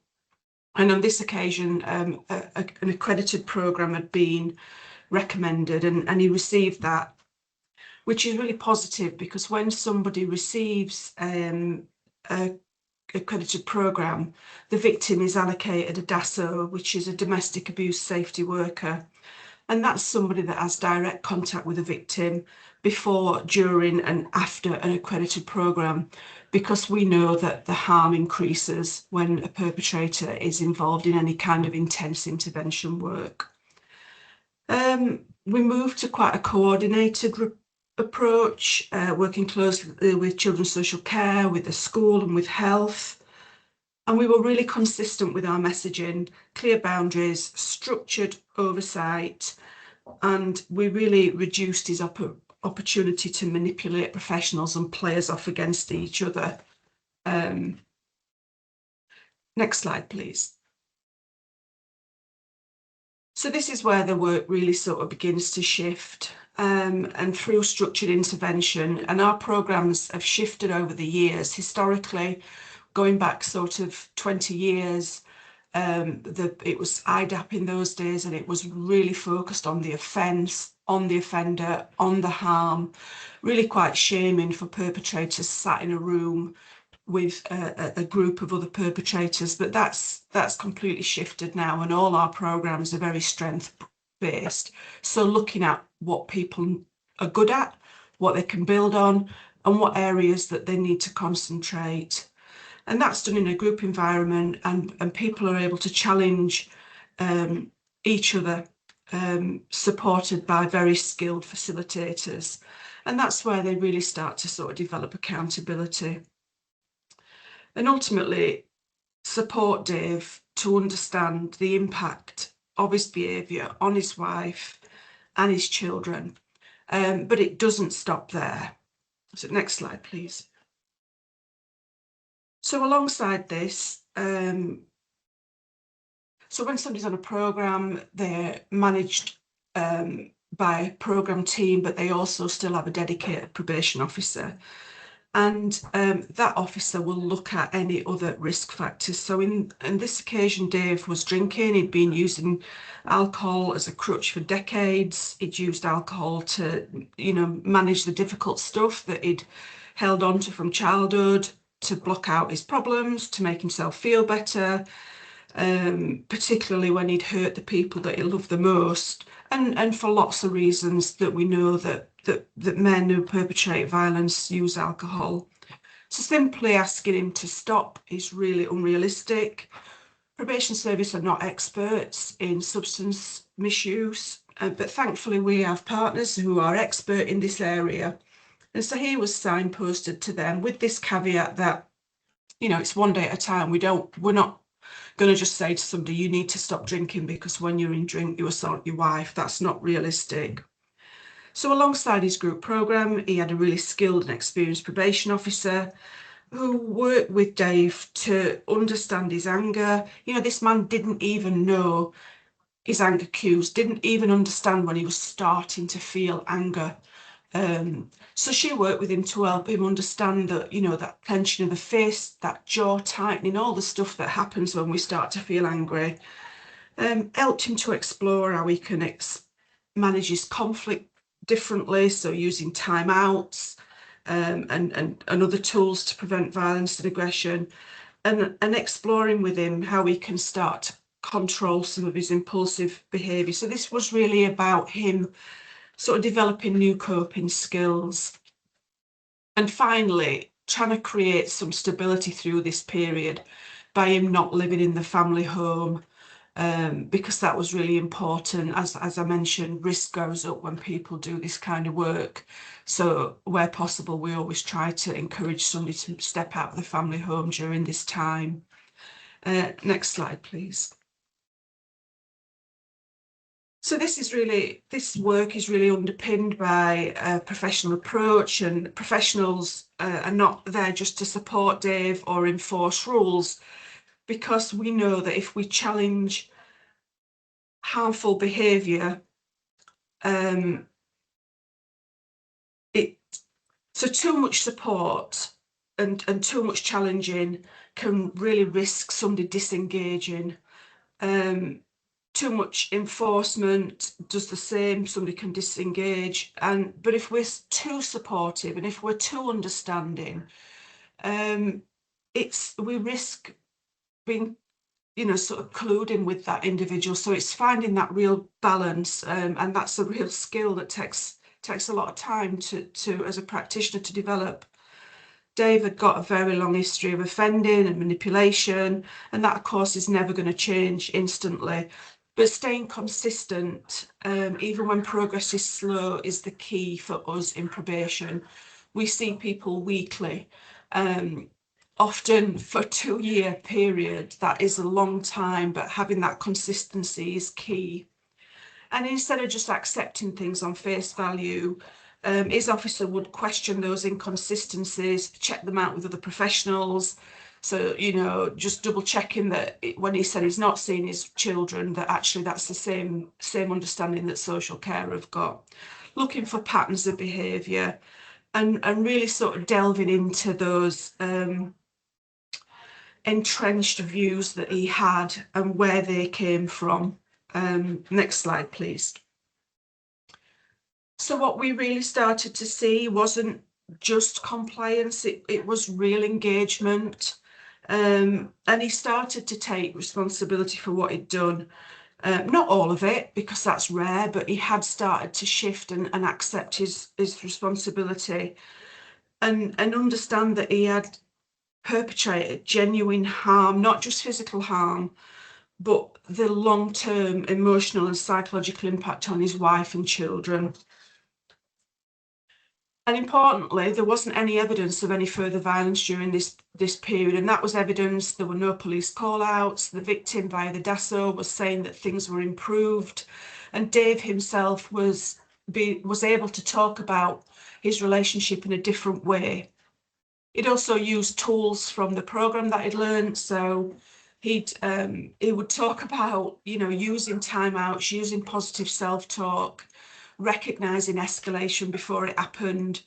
And actually other professionals involved with him were starting to see the same, which it's great. It's what we do. It's what we want. Next slide, please. So the case, like many others, shows us that change is possible, and it doesn't happen every time. It doesn't happen by chance. It doesn't happen quickly. It relies on consistency across agency, everybody working together, sharing information, holding the same line. It's about getting that balance right between enforcement and support, being clear about boundaries and consequences, while still giving somebody that space and that opportunity and those tools to change. And importantly, it takes time and persistence. Change, it's absolutely not linear. There's always setbacks, there will be resistance. But as I say, staying consistent and curious and not giving up on that process is what makes the real difference. And when all of this comes together, that is when we start to see a real sustained change. Dave has not been back, which is wonderful, and why we do the job. So Dave shows us that people, when they engage with the right intervention, can change. But of course, that's not always our reality. And when someone doesn't change and they continue to present risk, we as the probation service have to take a very different approach. So I'm going to move on now to the next case study, which is Paul. And as we mentioned at the beginning, this content can be quite difficult. So this particular case involves child sexual harm, so please do feel free to step out if it's too much. So case study 2, Paul, very different. Paul is a predatory sex offender. He received a 13-year custodial sentence for multiple sexual assaults on his wife's children, including multiple rapes, and he was only convicted following a pregnancy and DNA. And we often think it's a really easy mistake to think that when somebody is in custody that the risk stops. And of course, for a child sex offender, a contact sexual offence to children does stop because they are not allowed any contact with children while they're in custody.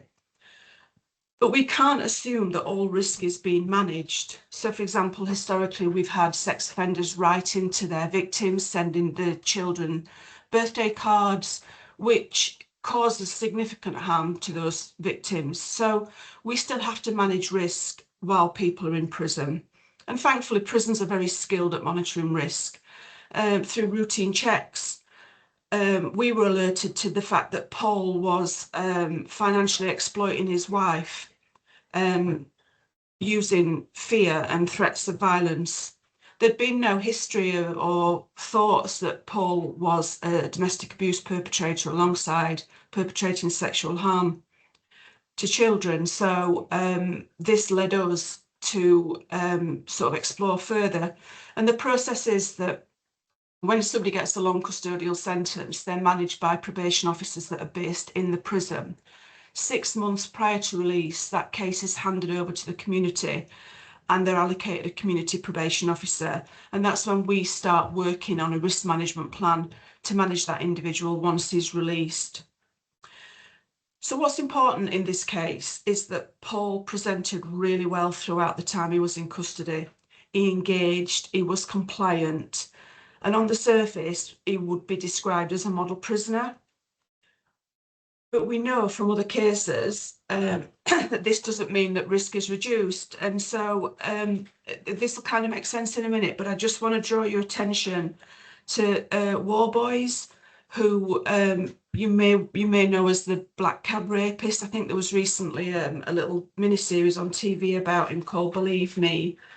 And why War Boys is important in this case study is because War Boys also presented really well in custody. And when he became eligible for release, the parole board had a decision to make about whether he was eligible to be released and whether that risk was manageable in the community. And those decisions were based on his behaviour in custody, his engagement, and evidence of change, and not just the severity of the original index offences.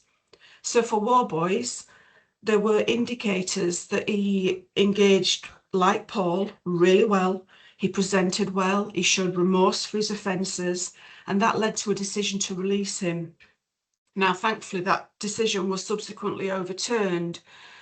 And as a result of that, there were some significant changes to the parole board. So greater transparency, for example, parole hearings can now be made public, and different, stronger ways to challenge decisions that parole board make. So, for example, after War Boys, a reconsideration period was implemented for all cases where the parole board had made the decision to release. So for 21 days, the Secretary of State holds off agreeing that decision to release because there's a period for people to come forward and challenge that decision. So the relevance, as I say, is that for Paul, we weren't just looking at how he presented in custody, we were looking at other information, we were looking at patterns of behaviour, the intelligence, and the potential for ongoing risk in the community. So in this case, our focus wasn't on supporting change. He'd had opportunities in custody to change, and he hadn't. So for us, it was about controlling and disrupting his risk. Next slide, please. So we were convinced, based on what we knew about this man, that the indexed offences weren't isolated offences. We believed that for years and years, Paul had been targeting vulnerable women to give him opportunities to move into their home and perpetrate sexual harm against their children.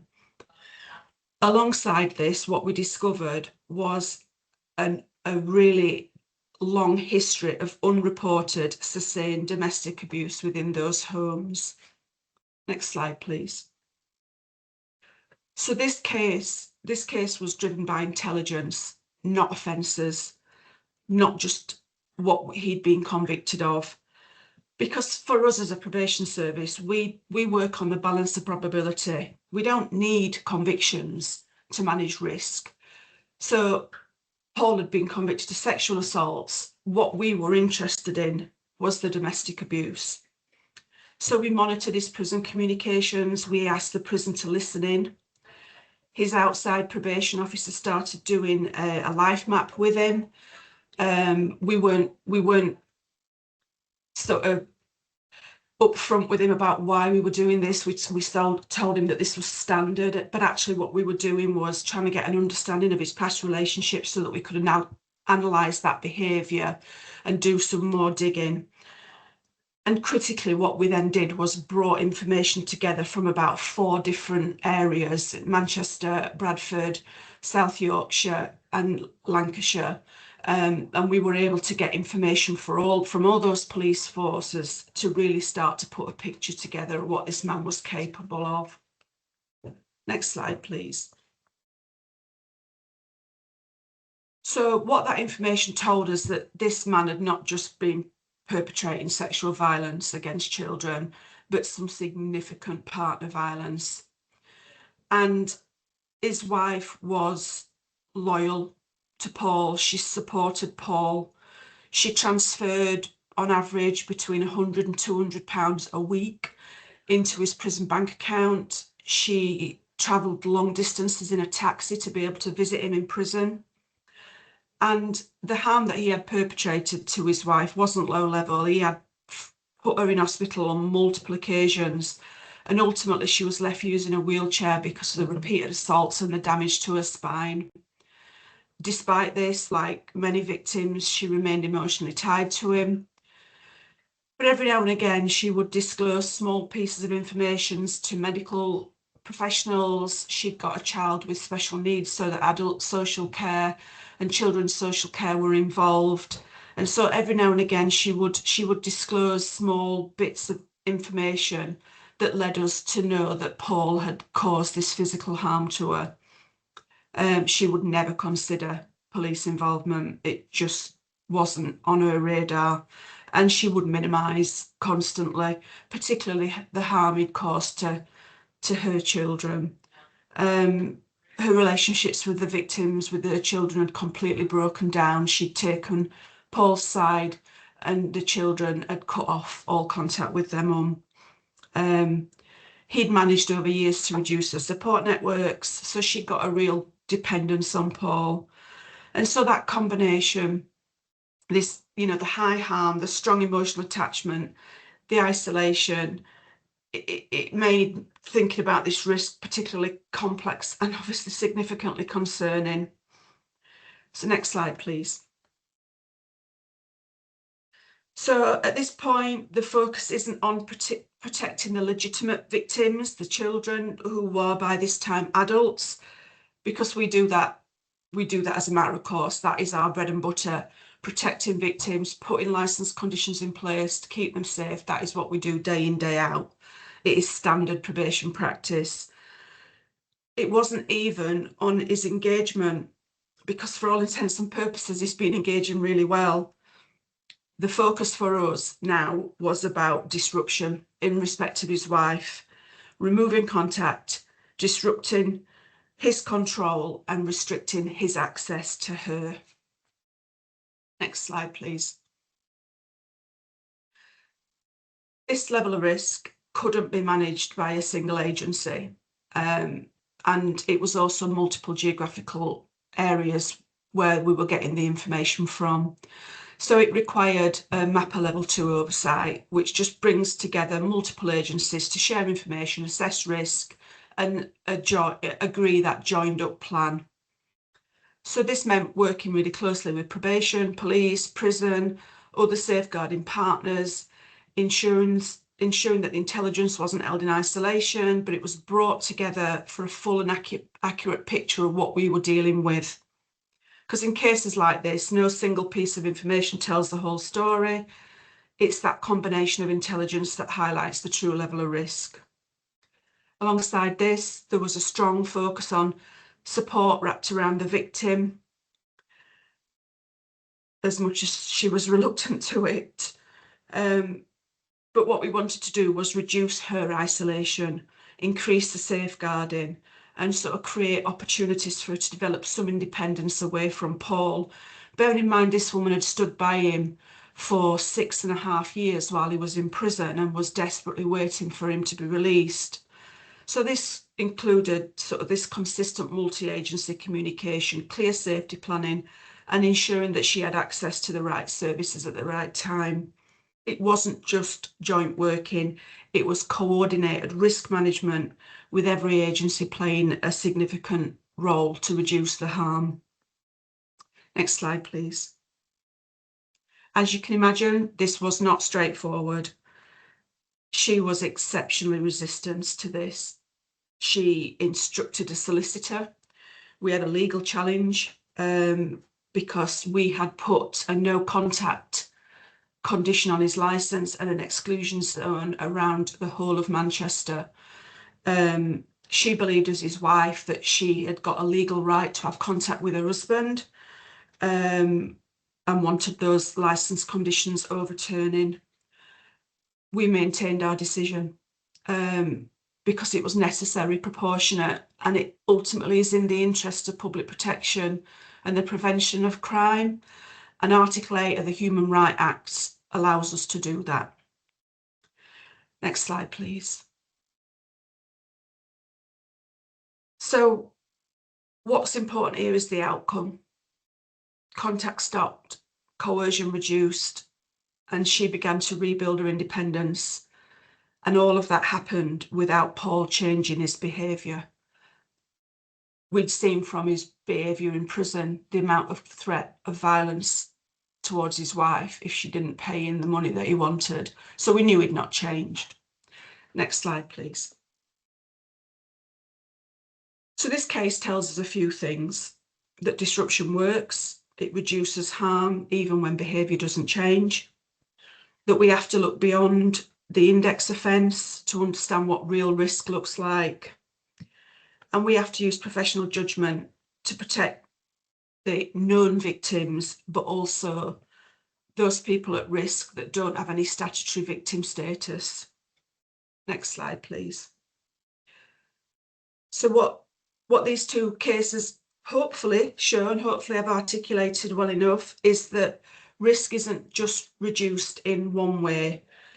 Sometimes we can reduce it internally through intervention, insight, behaviour change, and trust me, when that happens, we are happy because it is what we want. And sometimes when that doesn't happen, it's managed externally through disruption, control, and restrictions. Often it's a combination of both, but whatever approach we take, our role remains the same: reducing harm. Even when the offender doesn't change, the system does. So I'm going to hand over to Claire and Lucy now, who are the domestic abuse consultants in Kirklees local authority. Thank you for listening.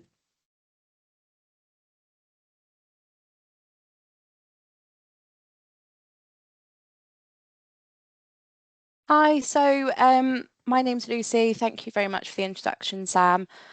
And we've got the lovely Claire, who should be turning their Hi. camera on as we speak. I'm Claire. So we're domestic abuse consultants. We work for Duty and Advice in Kirklees Children's Social Care. If we could just have the next slide, please, Shani.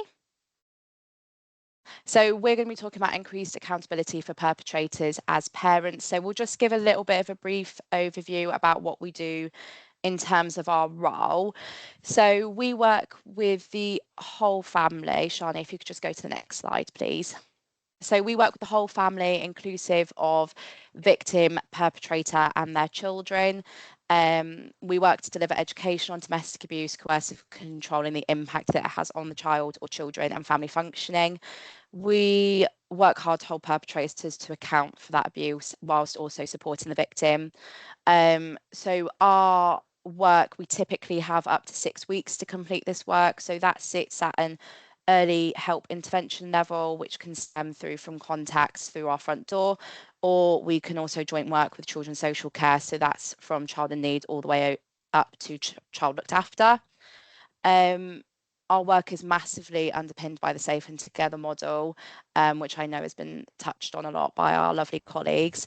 So this model does help professionals to respond to domestic abuse in families by focusing on the perpetrator's behaviour and that impact that it has on their children. Partnering with a non-offending parent, I absolutely acknowledge this does say usually the mother. Claire will agree that we do work with any gender of victim and perpetrator, just says usually the mother on this slide. So we partner with that non-offending parent to support safety and stability, and we look to keep the children safe and together with that non-offending parent wherever possible. This model does massively shift focus from victim blaming to holding perpetrators to account. Our role will look at partnering with that non-offending parent first so we can understand fully that their lived experience, the pattern of harm caused by the person causing harm. And we also like to kind of hold conversations with these non-offending parents about how that person causing harm might take the work that we do and how best to hold conversations. Do they know of things that, in terms of their learning style, how they hold conversations, and look to build a relationship. And Helen touched on it earlier, but that also massively does enable us to continue working with the non-offending parents. We're not working to, we're not working for, we are working with. They have to inform our work, and we have to have a really strong relationship to be able to continually risk assess with them, and to build on everything that they're already going to be doing really well in terms of keeping them and their children safe. If we could just go on to the next slide, please, Shani. Thank you. So what the Safe and Together model does look at is the multiple pathways to harm. So I'll just really briefly touch on this. So it does look at the person causing harm's pattern, that coercive control towards the victim, and the actions taken to harm the children. But we also need to consider the children's trauma and safety, the effects on family life, and the impact on the partner's parenting to really be able to gain a full understanding of the direct harm to that child, whether that be behavioural, emotional, social, educational, all of the above, developmental and injury. A massive part of our work is that we don't look at isolated incidents, we look at the pattern of harm that impacts the whole family functioning. And we really do use this as a tool to help guide us in our work and guide conversations with people who cause harm around their understanding of their behaviour and how it can impact on all of those things. A big part of our work is we need to be able to have a restorative relationship between us and that person causing harm. We will use a high support, high challenge approach within that, because at the end of the day that they are a person and we are wanting to help, and we will always make the assumption that they do care about their children and that they do want what's best for them. And that enables us to hold conversations. Even in blended families, they have absolutely still been a part of that child's life, and we need to look at how we can support them and support that whole family functioning to ideally try and improve. And that does massively also base our conversations on behaviour. We are informed by our multi-agency approach about that pattern of behaviour as well. So we are able to challenge based off things like contacts that we might get through from the police. Say, you know, this behaviour has been listed, we're really quite concerned about this. And we will then hold those conversations. We might come across, well, she's got really poor mental health, or, she's not getting the children to school on time, for example. But we will then use a tool called pivoting, which the Safe and Together model has some really good conversations on and guidance around how to use. And that will enable us to hold those conversations of, well, what are you doing to support the children to get to school on time? And how are you supporting the children to remain in routine? And how are your behaviours impacting on your children? And we will be able to hold those challenging conversations with them in a restorative way that also enables us to have a bit of a wider conversation with them to hopefully educate them on the harm that they are having to their child, including now and in the future. We do have to be very aware when we're talking about restorative relationships of being aware of things like professional grooming. So we will regularly look at that in terms of supervision, peer discussion. Me and Claire will speak very frequently, whether she enjoys that or not. And we also have joint supervision with our social care cases. So we will ask that happens to enable the professionals within that MDT, that whole family approach, to prevent that professional grooming as much as possible, and making sure that we always come back to those behaviours and the impact that that's having on that whole family functioning.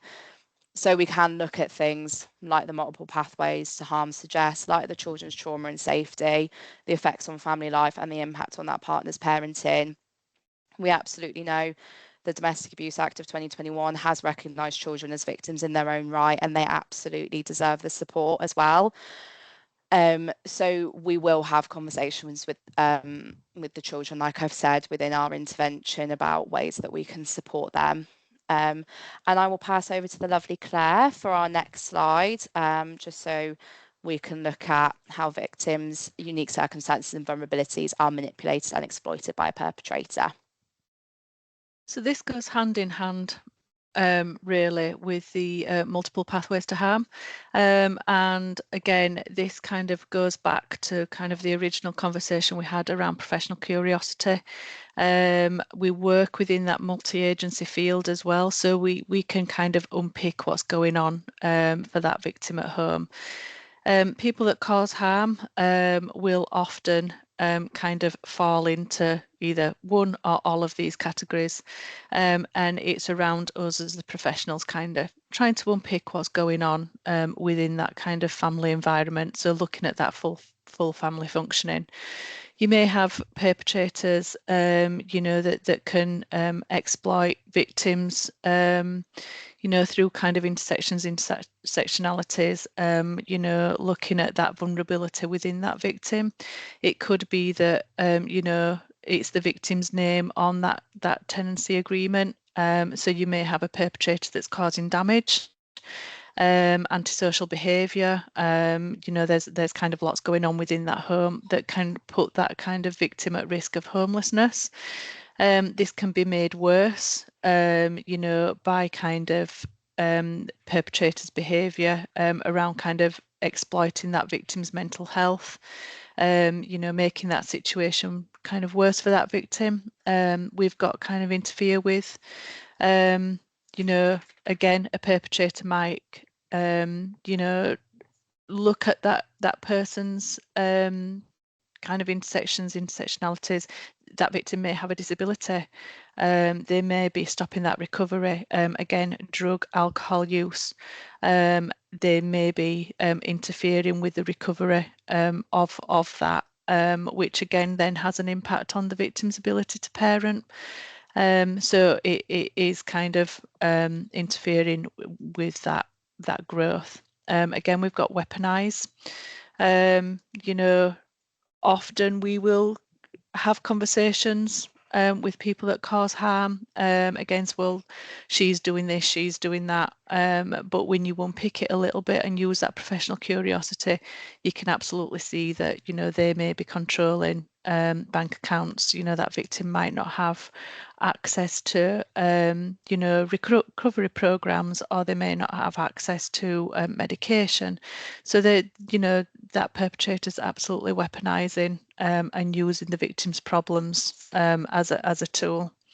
We've also got fabricate as well, that person causing harm may use false claims. You know, if that victim is in recovery, it could be that they're fabricating that, you know, potentially, you know, there's further drug use or alcohol use. So they're fabricating kind of stories. When professional comes round, you know, you may have a social worker. And again, they're able to manipulate that truth a little bit. So again, it's kind of being professionally curious at actually what is going on within this family. And actually, what impact does all this kind of have on the children within that family? You know, what is that victim's ability to parent? You know, when you've got a person kind of behind the scenes, kind of, you know, using this kind of full impact against that victim. Next slide, please. So again, how we work with perpetrators. So we should just say there are 4 of us within our team, and we all use different kind of tools and techniques. It's very much around kind of an independent approach with perpetrators. And we always, all 4 of us, will always look at the domestic abuse as a parenting choice. So we look to kind of build that relationship in the first instance with that perpetrator. Again, people that cause harm are human beings. And again, it's around kind of building a relationship, but be mindful that, you know, these people can be very manipulative, they can be very charming, you know, and they almost want you to collude with them in terms of, I need you to believe me, and, you know, it strengthens the harm that they're causing. So again, we go in with that open mind. Whilst we're building those relationships, we are very mindful of the harm that's being caused, and we will look at patterns. So, you know, working in that multi-agency approach, what are the patterns? We'll have conversation with social workers, with police around the harm that's being caused. You know, are there any Clare's law attached to this perpetrator? What do we know about, you know, the history of this? We will work with the person causing harm around their accountability. Again, this can be quite lengthy, and again, as Sam said, you know, it's not a quick fix. This can take time, and it can be a slow kind of drip feed around accountability. Some you know, will absolutely take that accountability. Some absolutely will not. And again, we use those kind of pivoting techniques around kind of bringing that back to the children. We talk through kind of their understanding that the harm or their behaviour is causing to that family function. Again, going back to that multiple pathways to harm. What is you know, what is that harm being caused, and how is that affecting those children within that? So again, these people causing harm, you know, they are parents, and, you know, we kind of ask, you know, what do you want for your children's future? What do you think is kind of going on within in this family? You know, kind of looking at the bigger picture for those children. Again, you know, we will have discussions on their impact that their abuse is having. You know, do they recognise that the children are actually suffering, and do they recognise the children are victims in their own right? Again, asking, you know, for kind of future outcomes. And, you know, we will absolutely look at the current behaviour and the sustainability of that change. You know, can this be a long-term change? What do we need to kind of put in place? So we will have a look and we'll unpick kind of all this within our conversations. Again, sometimes this can kind of unlock a lot of emotions within this perpetrator. There might be a lived experience for them. And it's around them kind of sitting with that vulnerability a little bit, kind of acknowledging kind of the level of harm that they're be causing to that family. Again, as Lucy said, we use a lot of pivoting within that, bringing it back to them as parents. And within the safe and Together model, it talks about preparation, planning and purpose. We will absolutely plan our intervention. Going into kind of these meetings, you don't want to be easily manipulated. So again, we will prepare that meeting, we'll plan kind of what we're going to say, how we're going to say it, so then we can pivot back to kind of the main role, and we'll always have a purpose, you know, what is our outcome for that particular meeting. Next slide, please. So the resources that we use in our work, again, like I've said, there are 4 of us. We all use very different resources, and each resource is individual to that family. You know, it's not a one box fits all. Families are very different. They all function very different. And they're all made up of individual people. So again, we use very different kind of things for every person's experience. We do use kind of tools from the Safe and Together model. So we might use the choose to change toolkit, and we might use the perpetrator mapping tool. Again, you know, I don't use them for every kind of family. I might use them if I think it's appropriate. We might also use statistics around impact on children, and we may talk about long-term effects and short-term effects on children. So looking at those ACEs, you know, what are the longer terms on children? Because a lot of people kind of think, well, this is happening now, but they don't look at the wider picture that, you know, this can potentially have a long-term effect. We might also use kind of the iceberg or volcano or traffic light method, just to kind of step away from, well, I was angry, you know, stepping away from that justification on kind of what they've done. So we might unpick that kind of scenario, and, you know, look at how we could have, you know, how could you have responded differently? You know, looking at your behaviour, looking at the escalation, and again, trying to kind of unpick you know, what goes on for them to get these people that cause harm from kind of 0 to 1,000. You know, what is that pattern? What does that look like? And we'll set realistic goals together. We won't, as workers, go in with a goal. We will ask people to kind of think of what's realistic for them, and look at kind of things that they want to change in their life and how realistic it is for them to put those things in place. We don't really want to set people up to fail by giving them unrealistic safety plans. So it's around kind of them coming to their own conclusions about things that they can change within their own family functioning.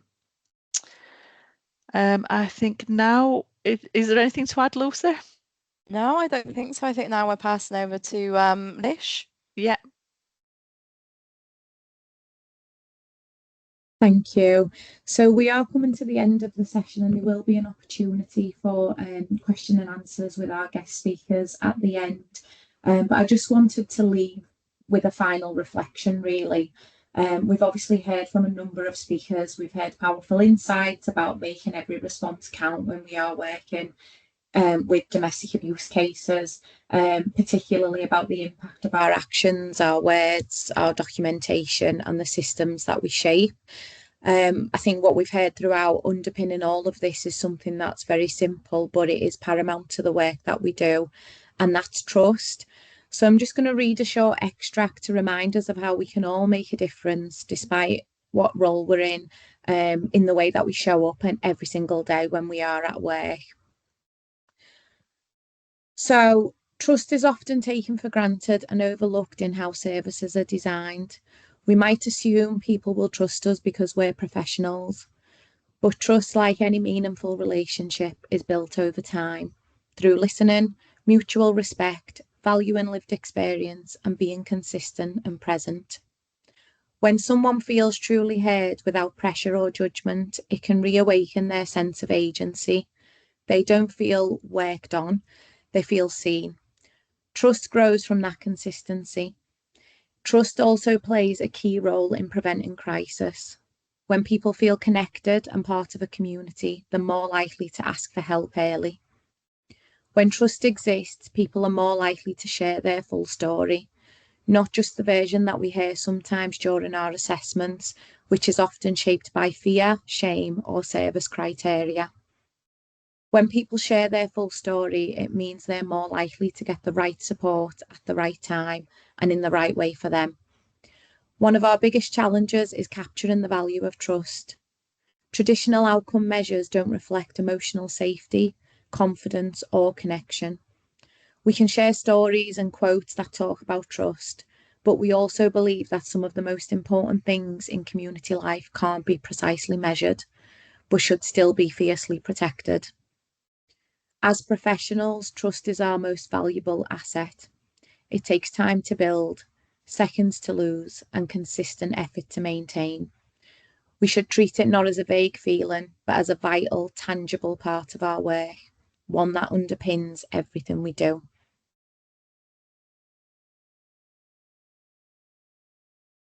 Okay, so Thanks, Lish. there's a couple of questions that are in the chat. One of the main ones being, will we get the slides? Everybody will have access to the slides and the recording. What I will say is if you are sharing the slides, I would recommend sharing the recording just to ensure that key messages don't get lost. I think it's really important to hear it in context. But I'll hand over to yourself, Jackie, and the rest of the panel members for questions. Thank you, and thanks to all the presenters. It's been really informative morning.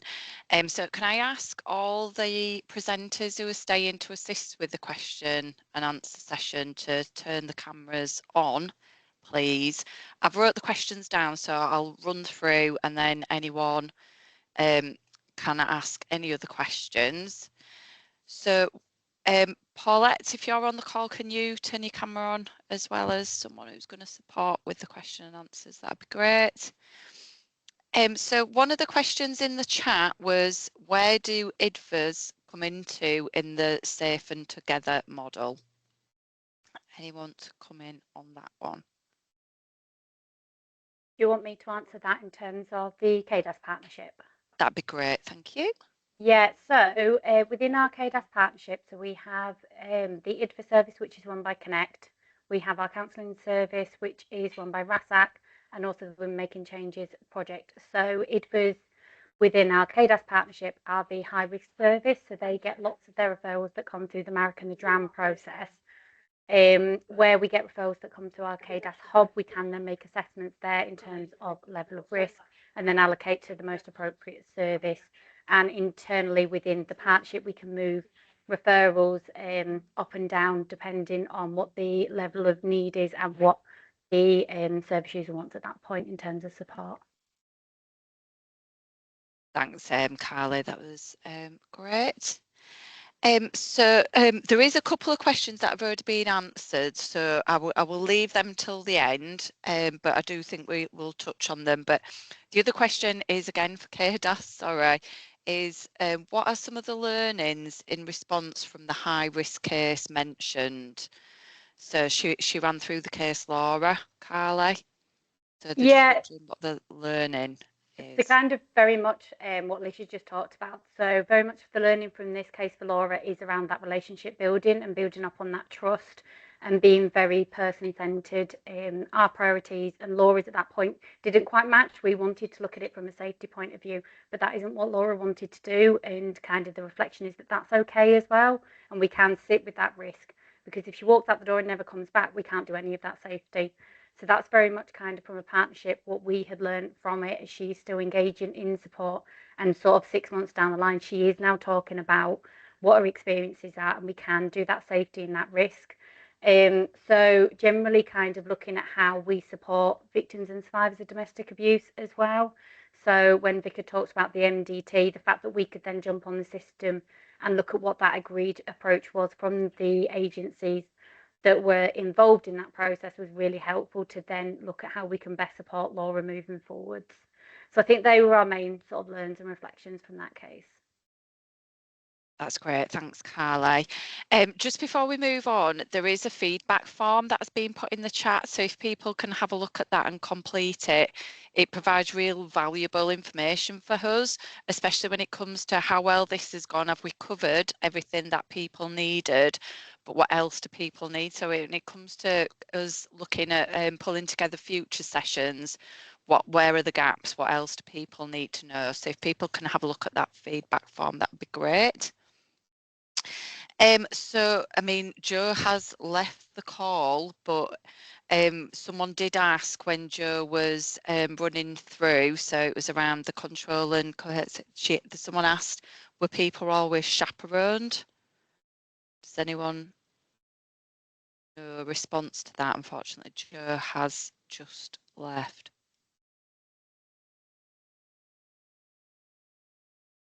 So Jo has said that she's happy to answer, so we can maybe send that out to her.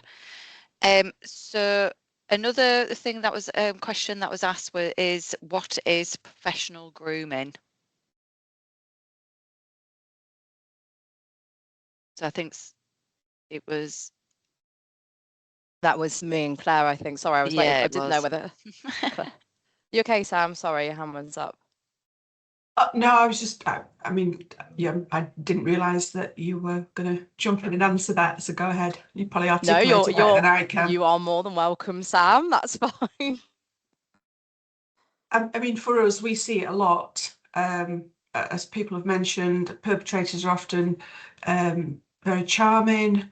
They're not just domestic abuse perpetrators. They are people who, you know, have got lots of other qualities, and quite often they will try and use those qualities to avoid answering difficult questions or focusing on the offence. So they will ultimately groom their practitioner, and we see it all the time. And I, you know, it's really important to for us, particularly because we've got a lot of young female probation officers, for them to reflect with their line managers, which they do as a matter of course, to just say, you know, I'm starting to feel like I'm colluding a little bit. So reflection is the best armour we have for professional grooming. Yeah, and I just think, just to add on kind of what Sam said, is Helen Lee, I don't think she's left the call, did a really powerful presentation talk on how perpetrators manipulate professionals and systems. So anybody that hasn't watched that, it has been recorded, and I would massively say for people to go and watch that, because it does explain in quite a lot of detail around how perpetrators can do that, and very much like Sam said around supervision is really key. Having those conversations, being aware of colluding, being aware of those kind of tactics, and that manipulation that can come from any angle, and just being very aware of how that can impact kind of how you work. I would just say, I don't know if Claire's got anything to kind of add on to that. And in terms of where you can watch it, Jane, I'm not sure, Jackie, do you know? I know it was on Teams. I don't know if it's on I'm not any. sure if it's on our platform. If not, we will add it to the online contacts and practice resources where, so it's section 17 on the adult safeguarding. I'll put the link in the chat for people, but we will send it out, and we'll make sure it's uploaded to there so that people can view it. Thank you. So another question was, if you're working with a whole family, how do you reduce the risk post-meeting if the members are aware? So for example, with the victim and perpetrator being aware. Again, I think this might have been us. So like we said, we work with the whole family, but the work is very individual with both victim and perpetrator. We would never kind of share information between meetings, so we absolutely would not be sharing that information. And the information that we do share is factual information from police or other multi-agencies. So we would go in and say, you know, on your police report, it states this. We wouldn't be going in with that, you know, your wife has told us this kind of attitude. It's very much kind of factual information that they will have had access to and that they will understand previously.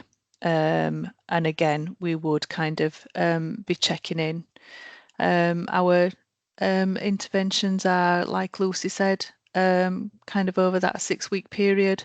So again, we would be doing that weekly. And, both victim perpetrators have our numbers. They can give us a ring, but we always kind of, would go through the safety kind of mechanisms of it. If you feel you're at risk of harm, then you would phone 999, just to kind of give that safety information as well. But we don't share that information between victim and perpetrator. No, and I think it does look different for every family as well, doesn't it, Claire? We won't always work with both victim and perpetrator. It might be that we just work with that victim and their children, or if we don't have consent to work with their children, we will just work with that victim, and that can look different for every family that we come across. Some of our meetings will happen in very, very public places like parks or cafes, and some of them will happen in homes. It's very dependent on that family and that network. We will occasionally also, if they're still together and both victim and perpetrator are consenting and we've done work with them individually, we will then,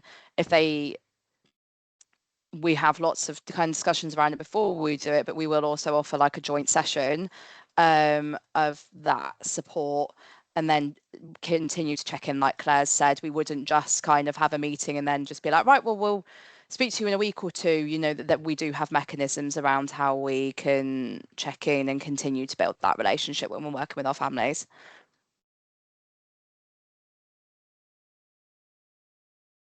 Thank you for that. So I'm getting a few messages around the feedback form, and I'm aware that it needs changing the settings. Unfortunately, Shani's had to leave, and it was her who set up the form. So once she's back, she'll be able to change the settings, and we'll send the feedback form out so that people can send that in. So there was a couple of questions in the chat that was answered, but I'm just going to read them out just to see if any of the presenters do wish to add anything. But Lish did answer it. It was, do we use an older person's dash risk assessment? So Lish had said it would totally depend on that individual service. So I'm not sure if anybody wanted to add anything to that before we move on. No. And then the other one was, what's the difference between a dash risk assessment to a DARA, and what was used locally? And that again was answered in the chat. So the DARA risk assessments used by West Yorkshire Police. So everyone else uses the dash. So is that clear? So has anybody got any other questions for the panel before we draw the event to a close? No. So like I say, I hope you all found it informative. Thank you all so much to the speakers today. Like I said, it's been a really informative morning, and I hope everybody's got a lot out of it. Like I said, we will share the slides. We will need to edit the recording just before we send it out, and again, it will be available on the online procedures for the Adult Safeguarding Board, and we do link to the other boards as well, so people will be able to access it that way. So thank you all for attending, and I hope you managed to enjoy some of the sunshine that we've got this week. So thanks all. Like we say, look after yourselves. If anybody has been triggered by any of the presentations, obviously Kirklees staff can use employee healthcare. Your own organisation should have support. Go speak to your managers if you need, and please just look after yourselves. Okay, thanks everyone. Take care, bye. Thank you. Take care. Bye.